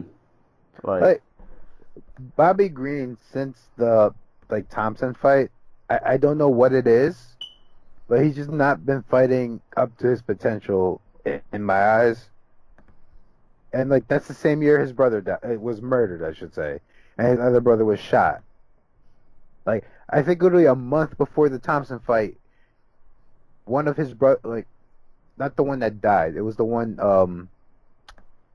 Yeah, it was the other one. I think they're both younger. His younger brother was shot. I don't think he died. The second one, but apparently there was a hit out on Bobby Green's life. ouch. Yeah. What? Yeah, there was a hit out on his life, and he was he spent his half his camp sleeping on his coach's couch because he couldn't go home because they were staking out his house. I respect that. That's not good. So I've always been more I guess forgiving of Green. Yeah, and I know other people hate his guts, but he was going through that shit going into the Thompson fight, and how much of that shit rolled over into the Barboza fight and the fight with Dustin Poirier and everything like that. I gave him a little bit more leeway for everything that was going on, and we saw a better version of him tonight, or last night I should say. Yeah, he looked great. Yeah, he landed some really great shots. I mean, he bloodied Lando's face up pretty. That jab was on the money, and he did really good in the clinch too, also. And I don't know, man. Just Lando is just one of those wild, just I don't know. Lando's one of those dudes who just needs seasoning. They gave Bobby Green's a step too far for him at this point. Ferguson was a step too far, but he overperformed, so I guess they thought they could get away with that. But Lando just needs to be in there with guys like Ross Pearson, or guys like Trujillo, who he's supposed to fight. Guys who they present some challenges, but they're all knowable challenges. You know what you're going to get with Ross Pearson. You know what you're going to get with Abel Trujillo. Bobby Green's a little bit more of a wild card.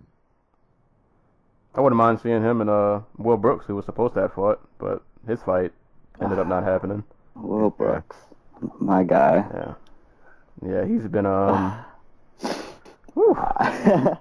he's been a case since he let me down, man. His career is just when he came to the UFC, I was telling all my friends, I was like, yo, this guy's going to be UFC champion in 2 years. Just watch. When he lost to, DuBronx, I was like, oh, no. No, and not a slight against DuBronx in the slightest, because DuBronx is pretty nasty. It's how he lost to DuBronx. Yeah, it was just oh, no, this is not a good sign, man. Not a good sign. But I wouldn't mind seeing Lando and Will Brooks. I think that's a good fight for Lando. And I think that's a telling fight for both. If you're Will Brooks and you can't get past Lando, I don't know if the UFC is for you, buddy. This. And for Lando, I mean, Will Brooks definitely presents challenges if he fights to his full potential. It's just you don't know what Will Brooks is going to show up. So yeah, I wouldn't mind seeing that fight, but I also wouldn't mind. I mean, it's a draw. We could definitely run this fight back. I'm watching. So this is is this the first card since UFC 22 that's had 2 draws on it, or am I missing one? It's got to be. I can't remember the last time I've seen this many draws and split decisions in one night. Not in Japan. Yeah, but I mean, for Lando, it's a good showing still. Always a dangerous dude. This is the one fight on the prelims that did we lose you? Hello. Hello. Hello. Will Brooks. back to Bellator with open arm. Hello? I don't think he'll go back to Bellator. I don't think he I should. don't think they want him back. No. He can go to God, if he can't go back to Bellator, where can he go? Hello? Yeah. Oh. Can you guys hear me? I can hear you. Oh, I yeah. can't hear my. There he is. Yeah. Okay. Oh, am I still here? Am I live? Y'all hear I me? hear you. Okay. I'm not gonna lie. I pressed the button on my laptop on accident, and I don't know what it did. But I don't know where World Books would go if you can't go back to Bellator. I mean, like, I don't know. Ryzen. Dude. Oh yeah. Go over there with like Crookshank and all Yeah, them. like, dude, like he made his name in Japan. That's good. Pen, yeah, that is true. So And their cards are always pretty Yeah. fun. So you can go over there and probably get paid a little decent cash. the return of the return of freaking down kick Will Brooks, where he's just like kicking dudes from like 50-50. Oh man, but yeah, got good win for Lando. I'm not mad if they run this fight back. I hope next time if they do a rematch, definitely put this fight on the main card. But either or, man, this was easily the fight of the night for me. Great fight between these two. These last three fights, I can't. Actually, you know what? I lied. I guess just to go down the list, Matt Schnell got a decision over Marco Beltran. From what I remember, it's kind of like a kickboxing match, but I was kind of in and out of the room when this fight was on, so I didn't really catch it. Nothing happened. Okay. All right, we can go on down. But this next fight, John Moraga and Magomed Bibulatov, if I'm even saying that right. Moraga was a minus. Is it 500? That's insane. Something. That was really disrespectful. Like I get it. Wait, Moraga? Yeah. Like he was a big underdog. What? Like he was a huge. Yeah, I can't remember the exact number, but I feel like it was something like minus 500. That's ridiculous. Like it was a big number. Plus 500. And plus 500, yeah.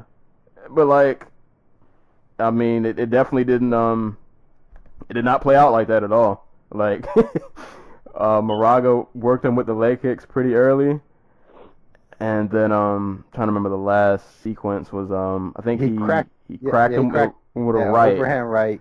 He hit this beautiful little he dipped out of the overhand right. So he dips out as Bibulatov tries to throw a hook in to counter. Then he throws a head kick, throws a right hand, and then cracks him with that hook, that lead hook. And that hook, when I saw the replay, there was so much. The force behind that left hand was just. He whined. He whined everything up on that hook. Yeah, that was hard. And then after the fight, he's like, I just want to go back to my kids. So I guess he really wanted to go back home because he got he got Magomed out there pretty quick. Yeah. That was 1 minute and 38 seconds. Ride motherfuckers like Kane. He got motherfuckers like O-Dog. Oh yeah, I forgot. Moraga. Why did I think of that rapper John Moraga. the homie Chicano John. Yeah, man, that KO was nasty though. That KO was woof. Yeah, they Vegas odds should not disrespect this man anymore. Yeah. Don't do that. Plus 500, that's not. Yeah, cool. that was really garbage. Like I get that Bibulatov had all this hype behind him. But this is the same dude who had an underwhelming performance against Janelle Lausa. It's so weird. Yeah. But Moraga is forever in my good graces for knocking out one of Kadarov's boys. Not just one of Kadarov's boys, Kadirov's main boy and head of God. security. So That's awesome. Take that, Chechen. Another 30. Another 30 for 30. It's a real sport. we already got a little documentary on that. It's Real Sports with Brian Gumbel or whoever's running it now. Oh yeah. That did happen. Uh-huh. Yeah. Man. But yeah, shout outs to Moraga, man. That was an awesome KO. And the last fight on the card, Brad Tavares and Talis Latis. All I remember from this fight is Tavares jab, jab, jab, jab. Like he looked good though. This is one of the better Tavares fights I feel like I've seen. I thought he was gonna get a finish, but it didn't happen. I feel like that's been a knock on him, is that like he can win fights, but he doesn't put people away. Like, my But, knock on Tavares like, is just that like he coasts. He coasts all the time, even in fights where Yeah. he's losing.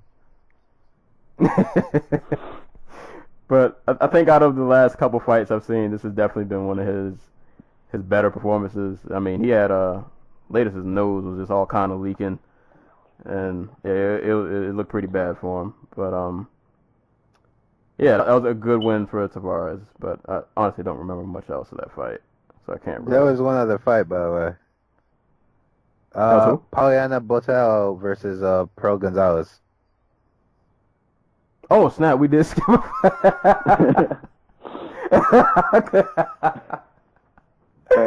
I mean, like we said, nothing happened in the fight except for. Yeah, I was gonna say, yeah. If you guys have anything you want to add, I don't. I didn't see it. So Botelho landed Travis Brown I didn't elbows. get it.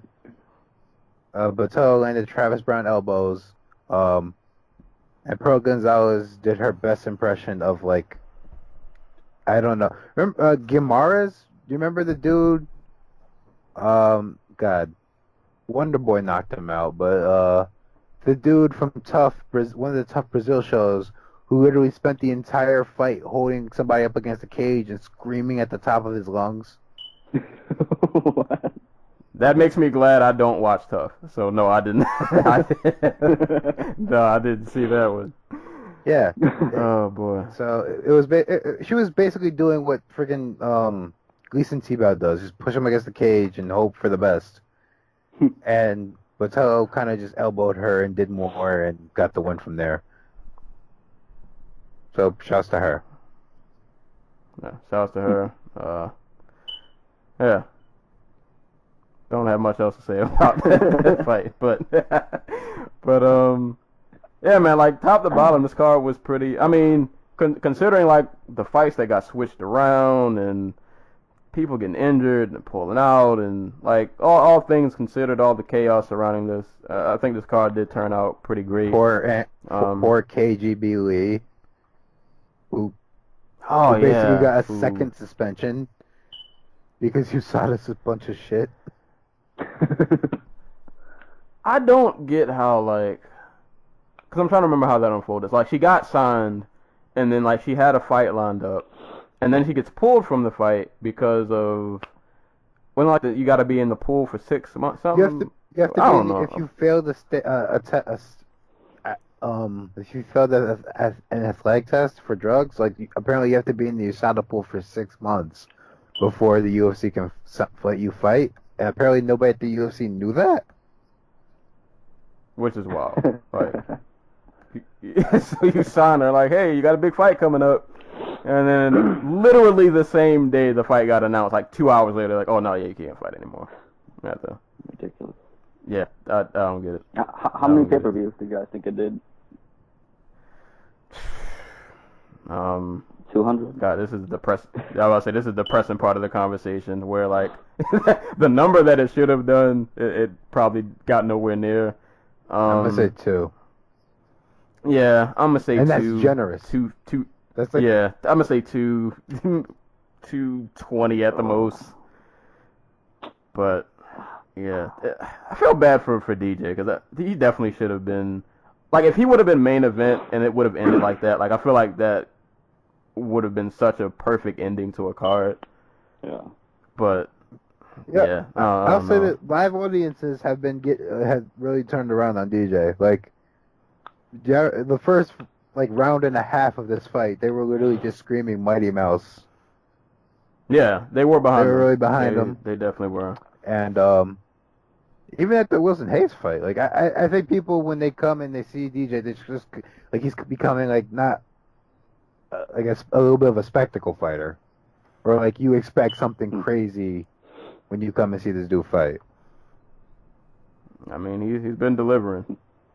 He's definitely been delivering. Is it weird that Mighty Mouse makes more money on Twitch than he does pay-per-view points? I mean, I make more I'm money. just saying. I make more money at the library than DJ does on pay-per-view fights. So. I've been meaning to check out one of his streams too. I didn't know, like, apparently, I knew he's been doing it for a long time. One day I might watch one of his Apparently streams. he's really good. Yeah, I've heard, like, he's a really, really good gamer. So I might have to check that out one day. But I mean, I guess good for him. At least, you know, if the UFC doesn't promote you, he has things outside of the UFC he can probably do. And I feel like random side note, like, esports has kind of like taken off these last couple of years. So Yeah. I'm pretty sure that's something he might be able to get a hand in. I don't know, maybe like an owner of a team or something. So, Like, seriously, for all why the does the UFC not just send him to, like, E3 and, like, Comic-Con and stuff? That seems like a low-effort thing. Because I'll never forget the Dana excuse that they gave for Nunes. I could throw what he said. It's like, I could throw like $2 million, 100 behind Nunes, and nobody would still know who she is. And it's like, God, Dana, why are you doing this? I think this just kind of shows where his head's at. Like, yeah, it's Fuck Dana. yeah, that's the moral of the story. That's pretty much it. I think, though, for DJ, or at least I would like to hope, I think if he makes the jump to 135, that hopefully that'll, like, help elevate his popularity. But I feel like even then I'm not too sure, because I don't know, they're just certain people the machine vouches for. And if you're not one of those people, it just seems like no matter how good you do, you just kind of get left by the wayside. I'm looking at Mighty Mouse's page. He's shorter than my mom. That is crazy. My mom has DJ by like 2 inches. Oh, yeah. How tall is he? That is Like 5'3" or something? He's 5'3". 5'3"? 5'3". My little brother is probably like the same height as him.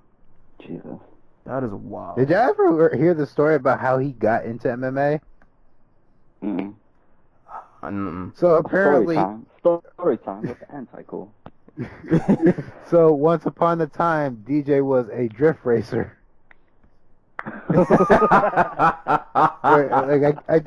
Why can I picture this? I guess he just went out to the dirt roads in like Parkland, Washington, and like he would just race dudes like with his car.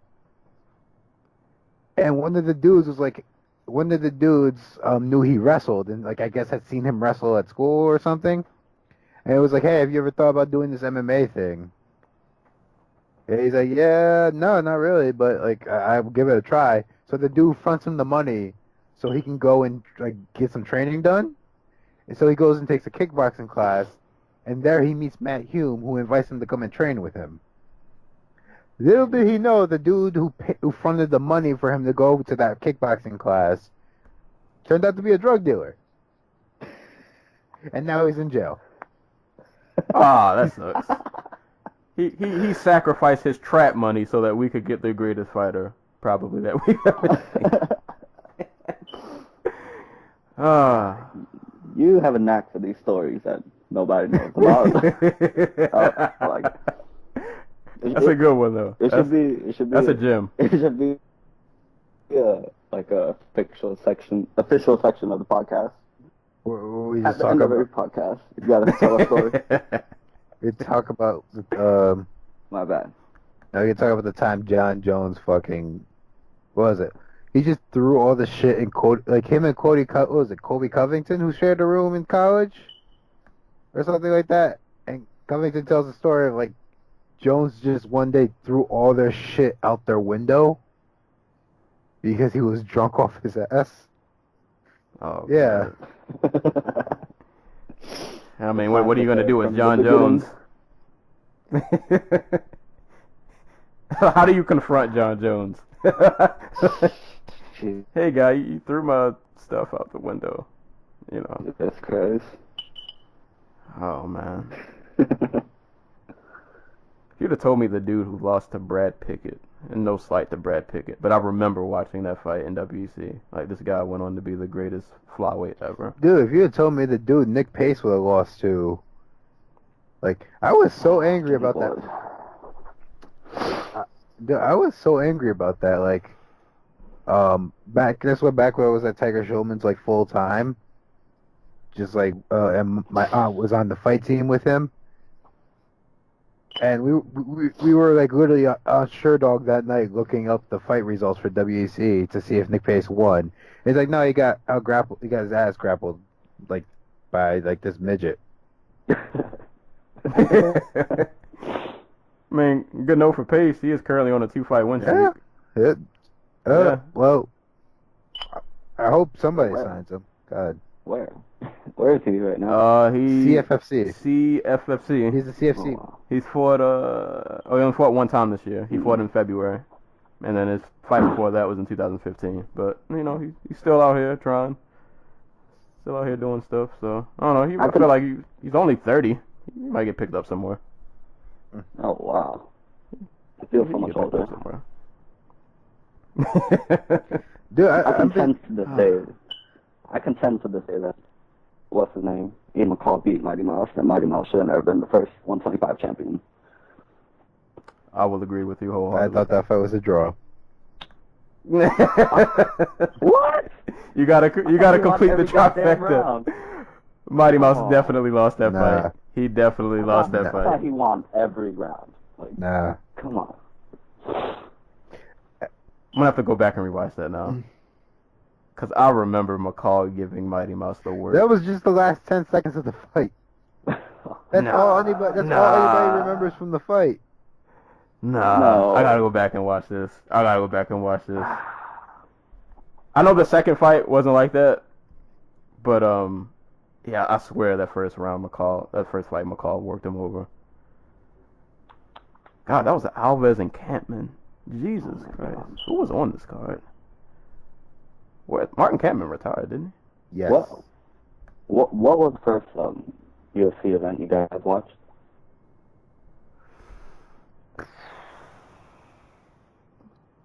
That's kind of hard for me to answer because like oh boy, I can't pinpoint one, but it had to have been around like the Chuck and Tito era because I remember even as a kid hating Tito.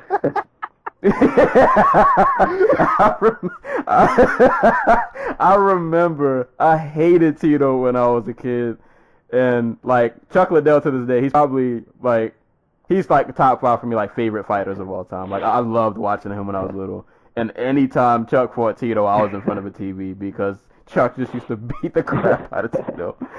So it had to have been somewhere around that era was when like I regularly like kind of started paying attention to MMA. But then like I also remember kind of like when the internet first kind of blew up, maybe like the early 2000s, and like I'd heard about Gracie, but like I didn't really know who he was. And then I started watching some of his stuff. And then I also like Ken Shamrock because I used to watch wrestling a lot. And I was like, oh, I didn't know he fought for real. Like, this ankle lock is a real thing that he does to people. But, yeah, probably somewhere around that Tito Chuck era those are probably like my first pay-per-view watches. Tito's like in my top 5 favorites of all time. What?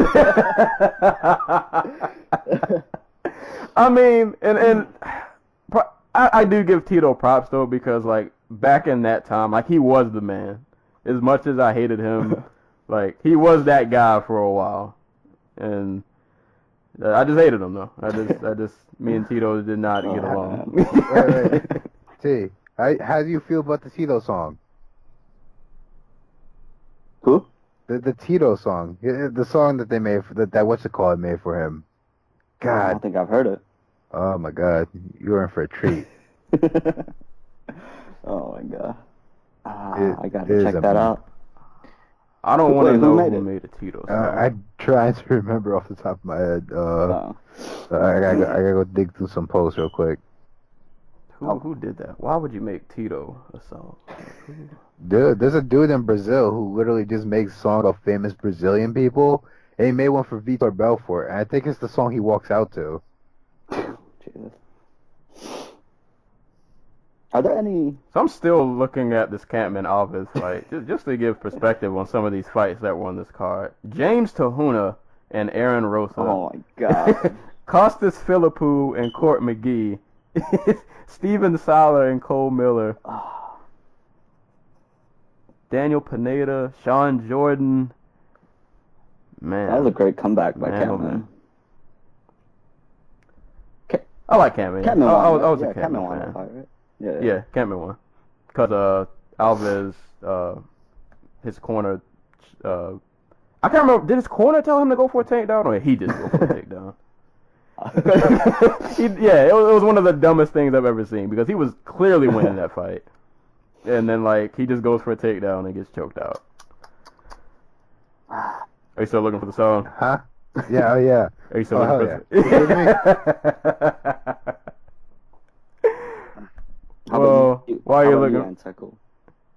So the first fight I've ever saw under the Zoof umbrella was not, it was way later than that, actually, than him.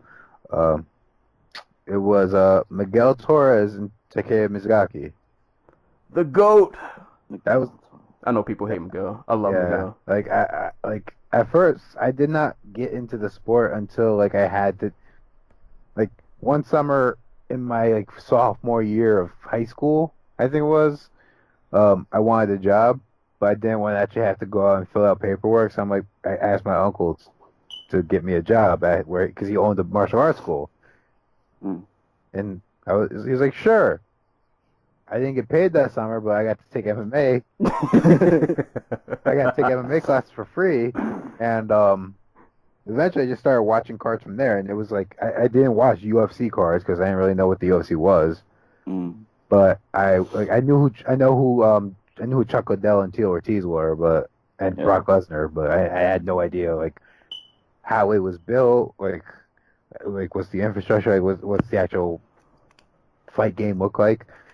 But like I was like flipping through the channels on TV one day, and like at this point I had seen guys like Lyman Good, Uriah Hall, Jimmy Rivera, and Nick Pace fight, because I used to sit at the desk at Tiger Showman, and everything, their internet was blocked, so the only thing you could do was surf their website, and all they had on their website to watch were these guys' fights.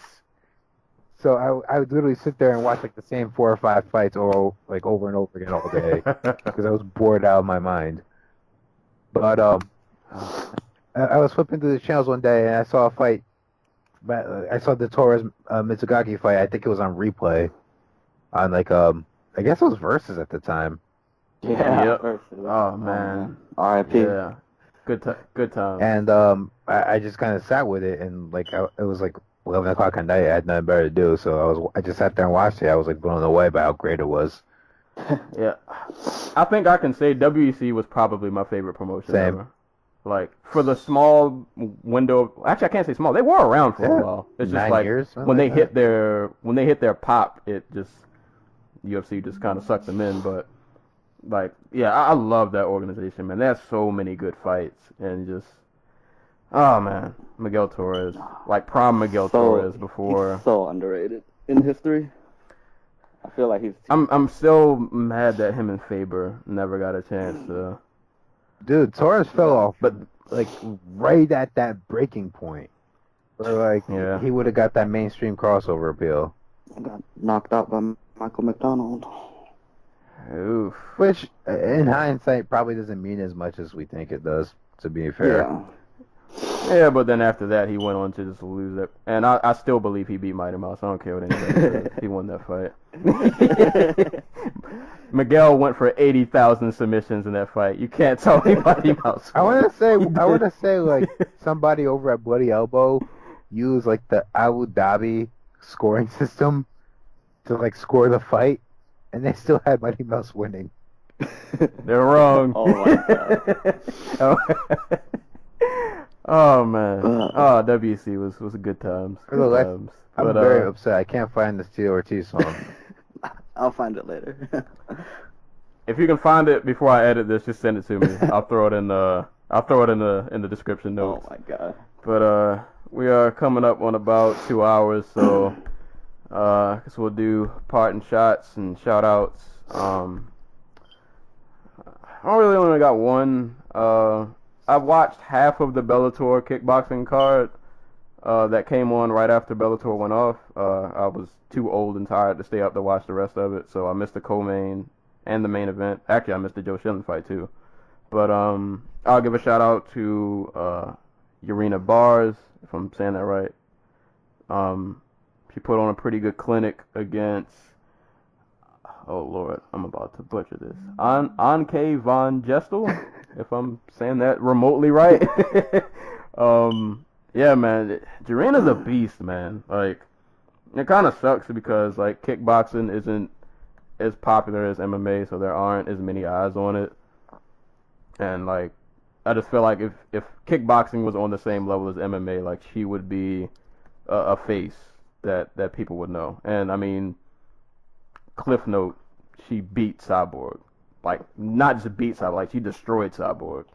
Albeit it was a Muay Thai fight, but point being, man, she's nasty. She's really, really nasty. So shout outs to her. And actually, I guess real quick, I don't remember the number, but Line Fights had a card maybe a week or two ago. Really, really good card, man. There was some brutal finishes on that card. So yeah, shout outs to Bellator Kickboxing and Line Fights. And that's shout outs to Iowa State for beating Oklahoma in college football, because boo Oklahoma. So that's about all I got for my last shots.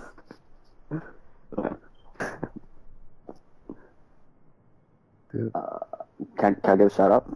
Go ahead. Yeah, you can. Yep. Does it have to be MMA related, or can I just give a shout out to my friends? Oh no, you can shout out anybody. Right. So what was it? Parting shot first. Kevin Lee, don't be hitting people after the bell. Oh, we didn't mention that, huh? We did not. I completely forgot about it. Yeah, we definitely did not After mention the that. first round. Did it land? He threw it. I don't remember. He threw it, but I don't think it really landed. I think it was like an arm hit, but Yeah. And then shout out to my boy Jake Fish out at Yale right now, waiting for that Ivy League mixtape. Hey. Shout out to Joe Cool, waiting for the Blueprint 5. everybody's putting out mixtapes. Shout out to my boy Mr. Clean. And shout out to my girl Jenna. Love you. That's all mine. All right. Podcast Boo Levin. Thanks for. Oh, go ahead. No. Go ahead. No, do your thing. All right. As opposed to a partner shot, I'm going to take a shot at Andrew Tate. Fucking. Oh yeah. No. Andrew Tate, you psychotic bastard. Oh man.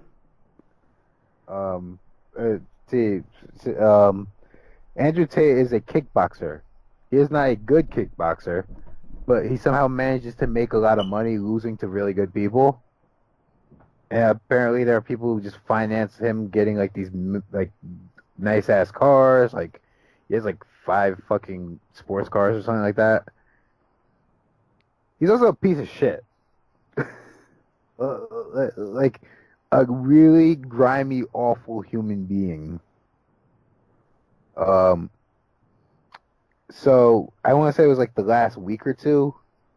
There was this comic writer. I don't know if he was an artist or writer, but he made a GoFundMe for his son who was sick. Guess how Andrew Tate replied to him?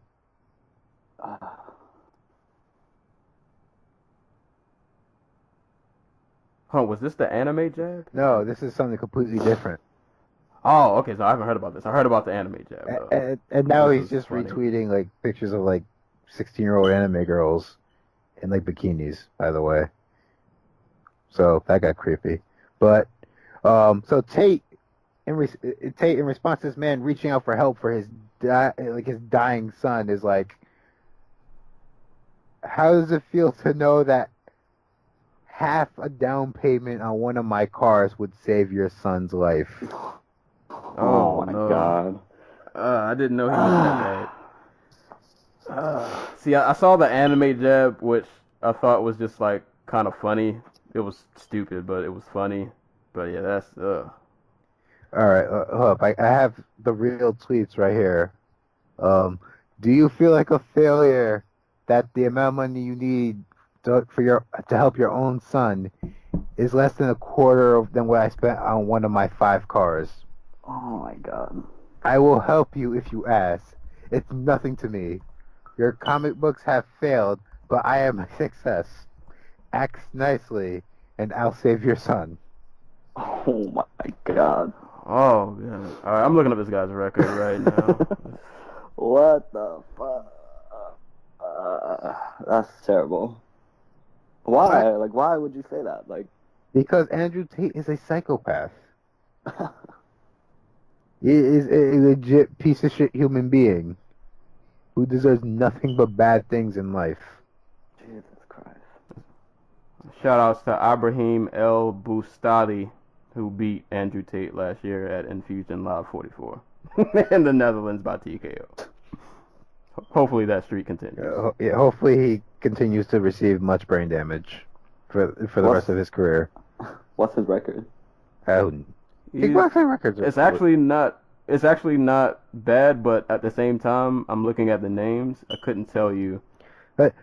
Seriously, he loses to every good fighter he faces. That's basically it. Like he'll take like fights in like the UK or like China or something, but he only like wins against people who have no records or who are not that great. Is he kind of like the dude that got paid to fight Mickey Rourke? Take a dive against Mickey Rourke? Is he kind of like that? I don't think so. I think he's just really stuck up his ass and stupid. Mm. And he's just he's tries to be alpha, but he's just kind of a dipshit. Well, not kind of. He is a dipshit. And for a less mean, and so we ended on a good note. Shouts to Demetrious Johnson. That was the greatest finish to a fight I've ever seen in my life. And yeah, I don't know how you top yourself from here, but like, good shit, amazing. He'll find a way. he'll find a way to invent some other transition that just isn't supposed to happen. Oh man. He goes from a belly to belly to like a guillotine. Right. like, yeah, I'm hard pressed to find, especially like a submission that was better than that. Like seriously, like most of the submissions in MMA are choke based. None of Demetrious Johnson's title defenses have been choke based submissions. They're all been like, I'm going to grab your arm and take it from you. Yep. And Horiguchi's case, he took it literally the last second. Like, didn't even give Horiguchi the honor of finishing the last round. Like, just snatched it from him right at the end. Oh man. But yeah, I guess that's pretty much it for today's episode. So I guess next week, real quick, we got Bellator. I mean, not Bellator. God, I don't even have the page in front of me anymore. So UFC 217 is next when? month. Next month? November 4th. Alright, so that... Oh, doesn't Justice League come out like the same day? That's a different conversation. But... Okay, yeah, that November 4th. Oh, we also in between then got Cerrone and Darren Till on the 21st. We get Brunson and Machida for whatever that's worth, but That's actually a pretty good card if I remember right. Like that's John Lineker comes back on that card. Yeah, see, I haven't looked at it. I don't know what the. I know what we got for next week though. Are y'all ready to see Bigfoot die? Oh no! God, Is he fighting that boxer? still- He's fighting. Yeah, he's fighting Rico Verhoeven, who's going to Oh. put him in a casket. Yeah. That's happening? I totally forgot about that. That is next Saturday. Oh my Glory China. I guess just to toss it out there too. LFA 24 is Friday. Curtis Melander is in the main event against Franku from Australia or New Zealand or something. But that's the card with Mackenzie Dern on it, fighting at flyweight. Oh, that should be interesting. If you're into boxing, there's some Showtime triple header. Ruslan De Lara, Terrell Gashwa, one of the Charlos versus Erickson Lubin, and Hurd versus Austin Trout. So that's a good card. And if you're at the Talladega Super Speedway in Lincoln, Alabama, you can watch some Bellator fights. Yo!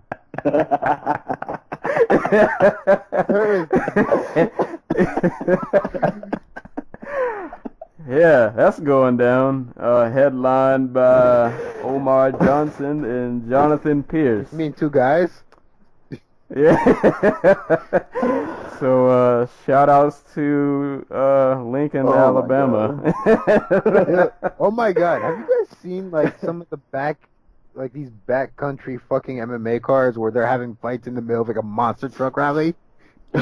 No, I don't want to watch that. I mean, I kind of do, but I don't. Hold on. There was one card in Montana a couple years ago Oh, God. where they're literally doing motorcycle tricks over the cage. Oh my god. This is why we can't have nice This is things. this is a nice thing. Oh, man. I don't even know how to follow that up. But yeah, Talladega Speedway. That's a thing. It's gonna be a real waste of time if they don't just grab two random guys out the audience and fight. Why else do a fight at like a speedway track if you're not gonna do that? I don't know. Bellator marketing apparently knows something we don't. They know that NASCAR will or whoever will pay them money to do stupid shit like that. I'm sending you both this video, and you're both. All right, hold on. We're gonna Skip to like we're gonna watch. 50 seconds into the video. All right. Oh God, what am I about to watch? Hold on, my internet's. Hold on. You said like 50 seconds? Okay, hold up. Let's skip. All right, start at like 45. All right, we got two guys scrapping. Oh, they're going at it. Okay. The camera What? The camera literally pans away from the fight. Oh my God. What is this? This is like... Oh God.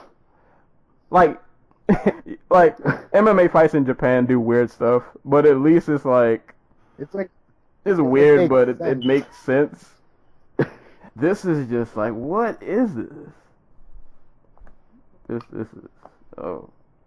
I love how the cameraman literally pans away from the fight. Like, somebody could be getting knocked out, and we're not going to see it, because we got to watch this guy do a flip off of his bike. Oh, man. If I can remember... I ain't going to lie, he did a 360 flip. That was okay. If I can remember, I will leave that in the show notes for you guys to watch. But yeah, that's about it for today's podcast. Episode 50. It's been an awesome one. Shout outs to our guest T Dot. We might have to bring you back on here someday. Okay. It'll be Thanks for having me on the always podcast. Appreciate no it. problem. No Thank problem. you for being on. It was fun. Yeah, good times. This sport gives us so much to talk about, and apparently we can talk about motorcycles now too. So, See, I have to know how deep this goes because I look to the right of the video, and there's another video,